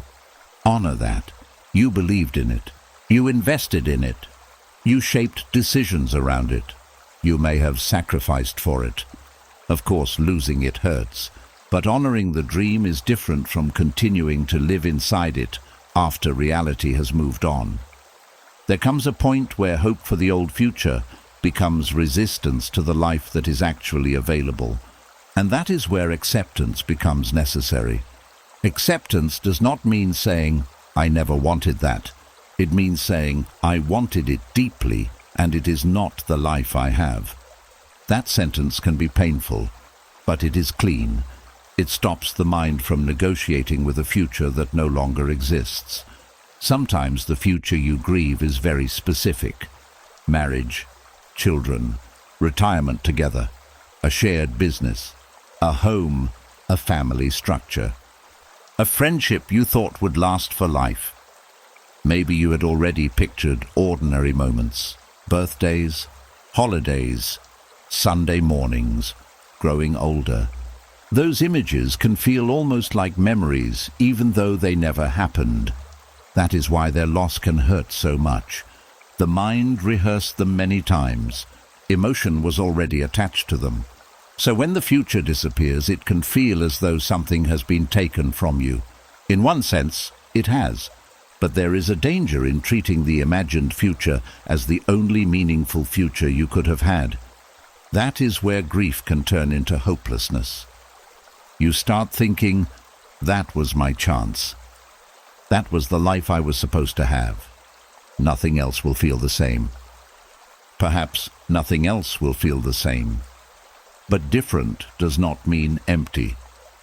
Stoicism teaches that life is not obligated to follow the script you created for it. That can sound harsh, but it also means your life is not over simply because one script failed. There are other forms your future can take, not replacements, not copies, new forms, and you may not be able to see them while you are staring at the door that closed. This is why releasing an imagined future requires more than telling yourself to move on. You have to name what you lost. Maybe you lost the belief that they would become more loving. Maybe you lost the hope that your family would finally feel whole. Maybe you lost the expectation that they would one day apologize and everything would make sense. That last one is important. Some people build an entire future around an apology. One day, they will understand. One day, they will come back. One day, they will say everything you needed to hear. And then you will finally feel complete. But that imagined apology can become another place where your life waits. Stoicism asks you to release not only the person. Sometimes you must release the scene, the future conversation, the perfect confession, the moment where they finally recognize your value. That scene may never happen, and if your healing depends on it, you can remain emotionally attached for years. There is something deeply freeing in saying, I may never hear those words. Not with bitterness, with acceptance. You stop rehearsing the future. You stop watching for signs. You stop interpreting every unexpected message as the beginning of the apology, and your attention starts returning to the present. This is important because the present is the only place where a new life can be built. You cannot rebuild inside yesterday. You cannot rebuild inside the future you imagined. You rebuild here, in the ordinary day in front of you. That is where Stoic discipline becomes practical. What can you do with today? Who can you become today? What relationship can you care for now? What habit can you build now? What part of your life has been waiting for your attention while you were mourning what never happened? These questions do not erase grief. They give grief a direction. You can still feel sad and move. You can still miss the dream and choose differently. You can still wish the ending had changed and stop trying to rewrite it. That is emotional maturity. Another future you may need to grieve is the future version of the person themselves. You did not only love who they were, perhaps you loved who you believed they would become. You saw potential. You saw glimpses. You saw the kind person beneath the anger, the responsible person beneath the chaos, the honest person beneath the lies. You kept thinking, they are almost there. This can keep people attached for a very long time. They fall in love with potential and then suffer from reality. Stoicism asks you to judge according to what is, not merely what could be. Potential matters, but character is shown through repeated action. If someone has been almost changing for years, you have to ask whether the future version you are waiting for is real or imagined. That question can hurt, because sometimes letting go means admitting that the person you were hoping for never fully arrived. And once again, grief is appropriate. You are not foolish for hoping. You saw something. You wanted to believe in growth. But hope becomes costly when it requires you to ignore reality forever. There is also grief for the version of yourself you thought you would become. Maybe you expected to be married by now. Maybe you thought you would have a different family. Maybe you thought you would be further ahead.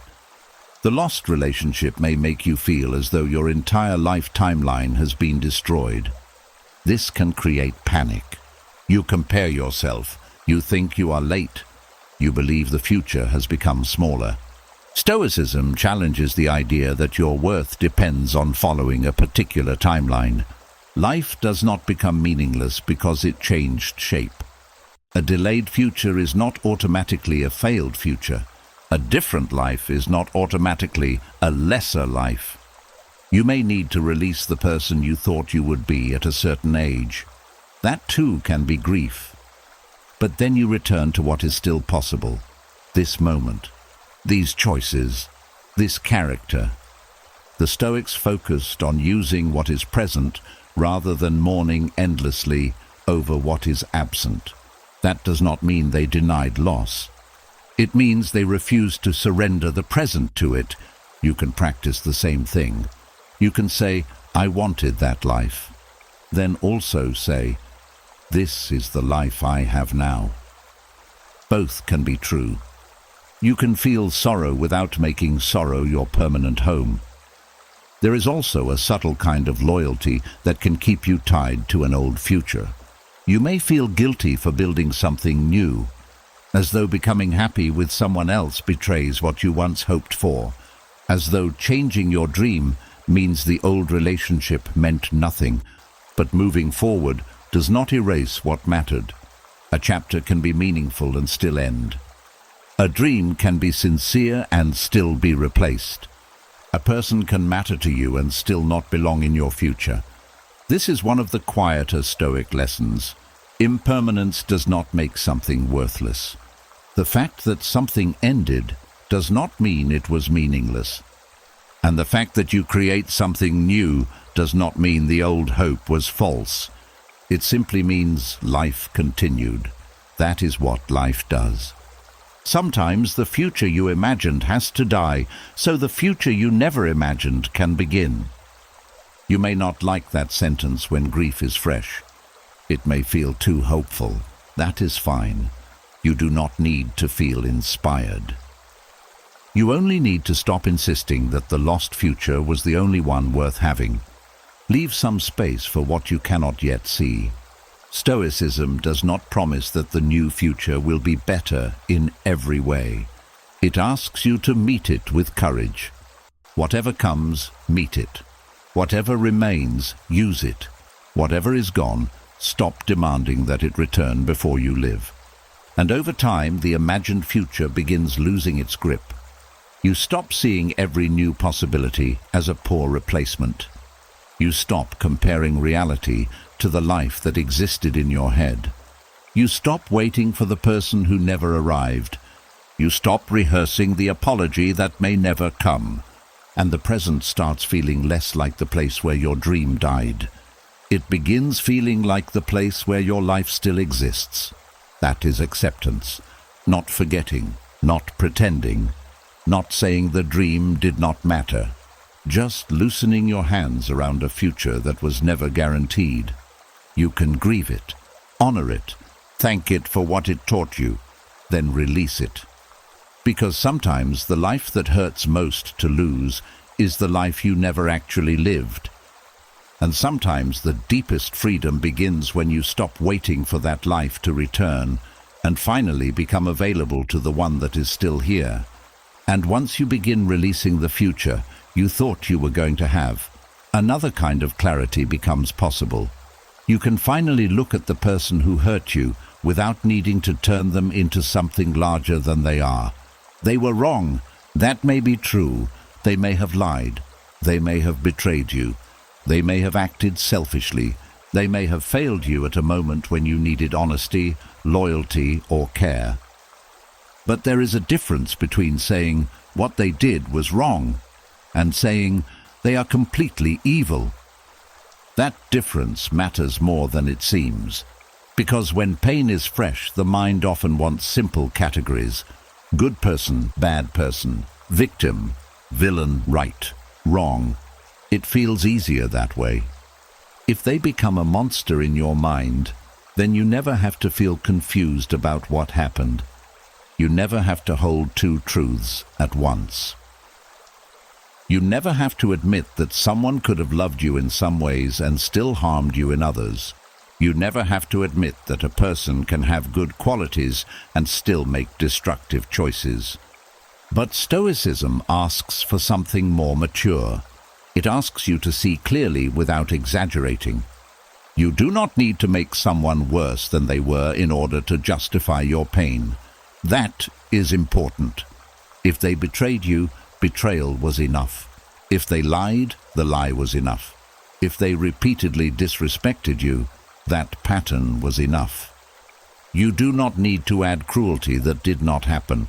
You do not need to rewrite every good memory as fake. You do not need to convince yourself that they never cared at all. Sometimes they cared and still failed you. Sometimes they loved you and still lacked the character required to love well. Sometimes they had good intentions and still caused damage. Human beings are complicated. Stoicism does not ask you to simplify them just because simplification makes anger easier. Marcus Aurelius spent much of his life reminding himself that difficult people act from ignorance, confusion, selfish desire, or mistaken judgment. That did not mean he approved of wrongdoing. It meant he tried not to poison himself with hatred. There is wisdom in that, because hatred can make you feel powerful at first. You say, they are terrible. They ruin everyone. They never cared. They deserve nothing. These thoughts may temporarily protect you from grief.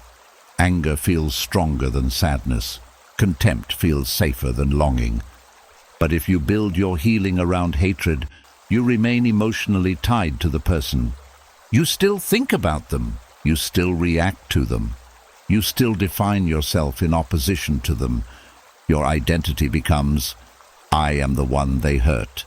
And their identity becomes, they are the one who ruined everything. The relationship may be over, but emotionally, both of you remain connected through a story of hatred. That is not freedom. Stoic freedom is quieter. It says, they behaved badly. I see it clearly. I learned from it. I do not need to hate them forever. That is a much stronger position, because now your judgment does not depend on emotion staying intense. You can be calm and still know what happened was wrong. You can feel compassion and still keep the boundary. You can remember good moments without allowing those moments to erase the harmful ones. This ability to hold complexity is a sign of maturity. Many people fear that if they acknowledge anything good about someone who hurt them, they are betraying themselves. But truth does not need to be one-sided. Maybe they supported you during one season and failed you badly in another. Maybe they were generous in some ways and selfish in others. Maybe they were wounded themselves and still responsible for what they did. These things can exist together. You do not have to choose between complete innocence and complete evil. Stoicism teaches you to judge actions according to virtue. Was the action honest? Was it just? Was it courageous? Was it self-controlled? If not, then it failed the Stoic standard. That is enough. You do not need to declare the entire human being worthless. This is important because dehumanization changes you. When you stop seeing someone as a flawed person and start seeing them as a monster, cruelty becomes easier to justify. You begin enjoying their pain. You celebrate their failures. You may spread private information. You may say things you would normally consider beneath you. And then one day you look at your own behavior and realize the wound has begun shaping your character. The Stoics would ask a simple question. Why should someone else's lack of virtue become permission for you to abandon yours? If they lied, why should you become dishonest? If they were cruel, why should you become cruel? If they acted without self-control, why should you surrender yours? Their failure belongs to them. Your character still belongs to you. This is one of the most powerful ways to reclaim yourself. You stop using their behavior as an excuse for your own. You choose the kind of person you want to be, regardless of what they were. That does not mean becoming passive. You can confront wrongdoing. You can leave. You can report serious harm when necessary. You can protect yourself. You can tell the truth about what happened. But there is a difference between telling the truth and building an identity around destroying someone. Truth says, this is what happened. Obsession says, I need everyone to hate them too. Truth protects. Obsession consumes. This distinction becomes especially important after relationships end. You may feel a strong need to make other people see them the way you do. You tell the story repeatedly. You collect evidence. You wait for others to agree. And when someone says, they were always kind to me, you become angry. But people can behave differently in different relationships. Someone may have treated you badly and treated someone else well. That does not erase your experience. You do not need everyone to see them as a monster before you are allowed to believe what happened to you. Your truth does not require universal agreement. That is another form of Stoic independence. You can say, that was my experience. Then let other people carry theirs. There is also a deeper reason not to make someone into a monster. If you convince yourself that only monsters cause harm, you may miss danger in ordinary people. Most damaging behavior does not always come from someone who looks obviously cruel. It can come from someone charming, someone insecure, someone afraid, someone immature. someone who loves you but refuses to examine themselves, someone who is kind in public and careless in private. If you believe harmful behavior only belongs to monsters, you may ignore it when it appears in people you consider good. Stoic clarity is more useful. Do not ask only, is this person good or bad? Ask, what pattern am I actually seeing? That question keeps you grounded in reality. A person does not have to be evil for distance to be necessary. They do not have to be the worst person you have ever known before you are allowed to leave. Sometimes a relationship is harmful because two people bring out the worst in each other. Sometimes values do not match. Sometimes trust has been broken too many times. Sometimes one person refuses accountability. You do not need a villain to justify an ending. That thought can be freeing. It allows you to stop exaggerating in order to convince yourself that leaving was right. You can simply say, this was not healthy for me. That may be enough. There is another trap hidden inside hatred. When you turn someone into a monster, you may also turn yourself into someone completely innocent, and that can block growth. Perhaps they were mainly responsible for what happened. Perhaps they behaved terribly. Still, is there anything you can learn about your own choices? Did you ignore signs? Did you avoid difficult conversations? Did you stay because you were afraid to be alone? Did you excuse behavior that conflicted with your values? These questions are not about sharing blame unfairly. They are about recovering power. If the entire story is, an evil person destroyed my life, then your only role is victim. But if the story becomes, someone behaved badly, and I can learn how to protect myself better, then agency returns. That is Stoic thinking. You cannot rewrite their character, but you can strengthen yours. You can become more observant, more courageous, less willing to abandon your judgment, more willing to leave when repeated evidence tells you to leave. This is how pain becomes instruction rather than identity. And compassion can exist here without becoming reconciliation. You may understand that the person had wounds of their own. Perhaps they grew up around dishonesty. Perhaps they never learned healthy communication. Perhaps they were deeply afraid of abandonment. Perhaps they repeated patterns they learned long before meeting you. Understanding this can reduce hatred, but it does not create obligation. Their wounds may explain behavior. They do not erase responsibility. You can understand why someone became the way they are and still choose not to stand in the path of what they do. That is mature compassion. It says, I see your humanity, and also, I will protect mine. Over time, this kind of thinking creates emotional distance. The person becomes less symbolic. They are no longer the villain of your life. They become a flawed human being who made choices that affected you deeply. You learned, you changed, you moved forward. That may sound less dramatic, but it is much more peaceful. You no longer need hatred to keep your boundaries strong. You no longer need contempt to remind yourself not to return. You no longer need everyone else to condemn them. Your judgment has become calm, and calm judgment is often stronger than emotional certainty. One day you may even remember them and feel something close to sadness. Not longing, not hatred. Just sadness that things became what they became. Sadness that someone had the opportunity to behave differently and did not. Sadness that something meaningful became harmful. That sadness does not weaken you. It may be evidence that anger no longer needs to protect you.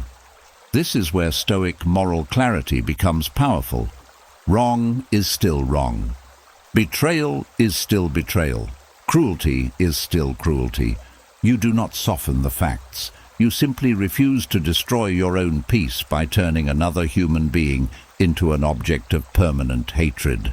They do not need to become a monster for you to walk away, and you do not need to remain their enemy in order to remain loyal to yourself. You can close the chapter with clear eyes. They were wrong where they were wrong. You learned what you needed to learn.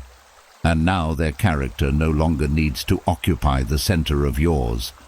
And once you can see someone clearly without needing to turn them into a monster, the final stage of healing begins to look very different from what most people expect. It is quieter, less dramatic. There is no great speech, no perfect revenge, no sudden moment where every memory disappears. There is simply less heat. Their name comes up, and your whole body does not change. You hear about them, and your day does not collapse. A memory appears, but it does not pull you backward. This is emotional neutrality, and in many ways, it is a deeper freedom than hatred, revenge, or forced forgiveness. Because hatred is still a bond, revenge is still a bond. Even the desperate need to forgive can become a bond if you are using forgiveness as another way to stay focused on the person. Neutrality is different. Neutrality says, this happened, it mattered, it changed me, and it no longer owns the present. That is the goal. Not amnesia, not pretending the past was harmless, not forcing yourself to smile when their name is mentioned. Just reaching a point where memory no longer becomes re-entry. That distinction is important. You can remember without returning. You can know without reliving. You can carry the lesson without carrying the emotional storm. For a long time, the past may have felt present every time you thought about it. A memory was not just a memory. It became an experience again. Your chest tightened. Your thoughts accelerated. The old argument returned. You felt the same anger, the same humiliation, the same sadness. It was as if the event had found a way to happen repeatedly. This is why some people say, it has been years, but it still feels like yesterday. The calendar moved. The inner world did not. Stoic practice helps close that gap. The Stoics understood that memory itself is not the enemy. The problem begins when memory becomes fused with judgment. A thought appears. That person hurt me. That is a fact about the past. Then another thought arrives. I cannot believe they got away with it. Then another.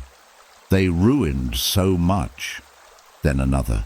I will never be the same. And suddenly, one memory has become an entire emotional chain. Stoic discipline teaches you to notice where the chain begins. The memory comes, you let it come. You do not panic, you do not fight it. You do not add a courtroom around it.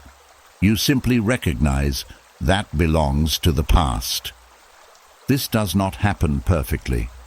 Some memories will still hurt. Some days will feel heavier than others. A date may surprise you. A song may catch you off guard. A place may bring back more than expected. Healing is not ruined because you still feel something. Neutrality does not mean having no emotional response forever. It means the response no longer takes over. A wave comes, then it passes. You do not build a house inside it. That is a major change. Earlier in healing, you may measure progress by how rarely you think about the person. Later, you may realize that frequency is not the best measurement. You can remember someone often and still be free. The better question is, what happens inside me when I remember? Does the memory control your next hour? Does it change how you treat people? Does it create an urge to contact them? Does it make you check their life? Does it pull you into fantasy or revenge? Or does it simply appear and leave? That is the difference. The final stage is not necessarily forgetting their face. It is losing the emotional obligation to do something with the memory. You do not need to fix it. You do not need to analyze it. You do not need to make meaning from it every time. It becomes part of your history. Nothing more is required. This can feel almost strange when you first experience it. Someone mentions their name. You wait for the usual reaction. And nothing dramatic happens. Maybe there is a small feeling. Then it passes. You may even wonder, why did that not affect me the way it used to? That moment can be surprising, because for so long the reaction felt permanent. You assumed their name would always carry power. But emotional associations can weaken. The mind can learn new patterns. A name that once meant danger can eventually mean only history. A place that once felt contaminated by memory can become ordinary again. A song can become just a song. This is one of the quiet miracles of time combined with deliberate inner work. But neutrality cannot always be forced. This is where people sometimes hurt themselves by trying to forgive too quickly. They think healing means becoming peaceful immediately, so they suppress anger. They tell themselves they are over it. They say, "I wish them well," while still burning inside. They perform forgiveness because they believe resentment makes them spiritually weak. But forced peace is not peace. It is tension wearing a calm face. Stoicism does not ask for performance. It asks for honest examination. If you are angry, notice anger. If you are hurt, admit hurt. If you still want justice, be honest about that too. The goal is not to fake neutrality. The goal is to become less ruled by emotion through understanding, practice, and time. Real neutrality has no audience. You do not announce it. You do not need the person to know you have moved on. You do not post things hoping they see how happy you are. You do not need to prove that you no longer care. The need to prove you do not care often means some part of you still does. True detachment is quieter. You live. That is all. You wake up and your first thought belongs to your own day. You make plans that have nothing to do with them. You enjoy things without wondering whether they would approve. You become interested in people, work, ideas, health, family, peace. Your life regains its center, and they are no longer standing there. This is what it means for their name to stop changing the temperature of your inner world. Before, their name could make everything hot. Anger, adrenaline, defensiveness, or cold, sadness, emptiness, withdrawal. Now the inner climate belongs more to you. This is deeply Stoic. The Stoic goal is not to control every external event. It is to become less easily governed by what enters from outside. Someone can say a name. The name is external. What happens next becomes part of your practice. Can you remain where you are? Can you observe the response? Can you choose what deserves your attention? That is inner freedom.